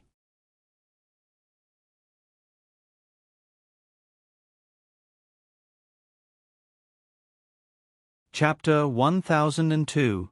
In terms of the battle of public opinion, Backwave Technology Company, with its micro-broadcasting base, wasn't afraid of SNS retaliation. However, Mao Peifu, who had returned from the United States and was now in charge of WeChat's business, didn't want to be on the defensive. She wanted to strike first. Our current idea is to develop a minigame where we can share our results and invite friends to PK with us, Mao Peifu reported to Yang Yi. Mao Peifu's team strategy didn't deviate from Yang Yi's previous plan of having them hype up the domestic version of Facebook and then sell it. However, Yang Yi could tell that they had put in a lot of effort. After all, it was quite far-sighted of them to think of using their friends to share their results. If we develop our own minigame, why don't we create a platform and invite other teams to develop minigames for our users? Yang Yi was talking about a mini-program, but implementing it wasn't easy. It would take a long time to create and test it. However, there are a lot of technical problems that need to be solved. It's not suitable for our current tense situation. You can think of it as a long-term plan. Mao Peifu quickly noted it down. Yang Yi had been in charge of the company for a long time. Although he hadn't been involved in the specific operations, he had always been able to point out the direction for everyone. It could be said that they now had a superstitious trust in Yang Yi. Your strategy makes sense, but we don't need to develop it ourselves. Yang Yi smiled lightly. You can contact some of the popular games right now, especially mobile games, and ask them to open up a platform for us to share our results. Not only can we share it with our friends, but we can also share it with micro-broadcasting. We have the largest user base in the country. As long as they aren't short-sighted, they won't reject our request to work with us. Also, I want you to develop a feature that will allow us to defeat SNS in one fell swoop. Yang Yi finally became serious. At this time, in the conference room, whether it was Mao Peifu or Backwave Technology Company's CEO Lao Baihua, also known as General Lao, they all sat up straight and listened attentively. This feature will allow people nearby to... After a long meeting with the people from the Backwave Technology Company in Binhai District, Yang Yi went straight to Wuhu District to pick up Shi. However, the little girl was a little unhappy today. After hugging her father, she sat in the back of the car with a worried frown. Even though she was talking to Lan Xian about what happened in class today, Yang Yi could hear the gloominess in her voice. Of course, before Yang Yi asked, Shi, under the guidance of Lan Xian, couldn't wait to tell her father about the thing that made her depressed. Papa, Xian Air and the others all said that the ding-dang I drew on the blackboard was not good. It doesn't even look like ding-dang anymore. I don't think my drawing looks good, but the blackboard is too big. I can't draw well, the little girl complained to her father. I also think it's hard to draw. The blackboard is so big, and we all have to stand on the table. As Lan Xian said, she giggled, ignoring Shi's sadness. Then Shi drew the ding-dang, which is super fat. It doesn't look good. A Doraemon with Debai's figure appeared in Yang Yi's mind. Stop talking. I'm so sad. Cici pulled on Lan Xian's arm with a reproachful expression. He, I won't talk about it. Lan Xian naughtily stuck out her little tongue at Shi. Papa, can you help me? Help me draw the ding-dang. I want a cute ding-dang. I don't like fat ding-dang. She turned to her father, hugged the back of her father's driver's seat, stuck out her little head, and said with a pout. Yang Yi could certainly help Shi draw, but Yang Yi felt that if he helped Shi draw, Shi would lose the opportunity to practice. Moreover, what could be happier than him and his friends working hard to complete the blackboard and then being praised by others? However, Yang Yi could not stand by and watch. Obviously, Shi also encountered a big problem that troubled her, and she needed someone to guide her. "Isn't tomorrow Friday?" Yang Yi said with a smile. "Tomorrow afternoon, when Papa picks you up, let's see how to draw the ding-dang on the blackboard together in the classroom, okay? Don't worry, there will be a way when the time comes." "Okay." When she saw that her father had agreed to help her, she immediately smiled happily, and the little depression on her face was swept away. She said sweetly, "Papa is the best." Han Sen was a big V of micro-broadcasting who specialized in gossip news. His micro-broadcasting account, Han Siensen Entertainment Express, often posted some groundless gossip. Although the authenticity of these rumors remained to be verified, it had to be said that these extremely exaggerated headlines still earned him a lot of attention. However, Han Sen's status in the micro-broadcasting gossip circle was not high, because he was not like LVU, who was a paparazzi and had his own paparazzi team. Han Sen was completely alone.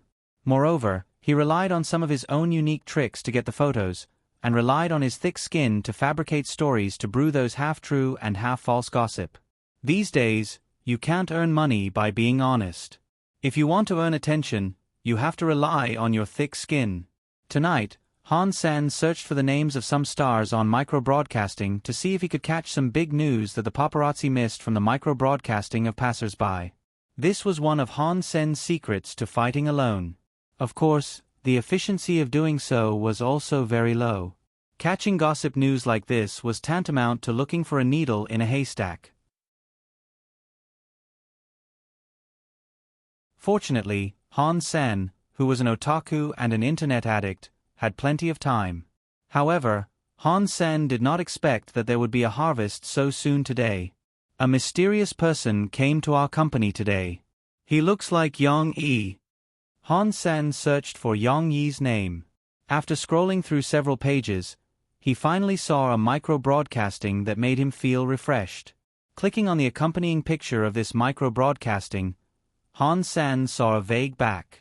The photo taken by this person was a little blurry and could not be seen clearly.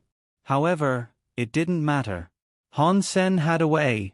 He clicked on the micro-broadcasting homepage of the person who posted the micro-broadcasting.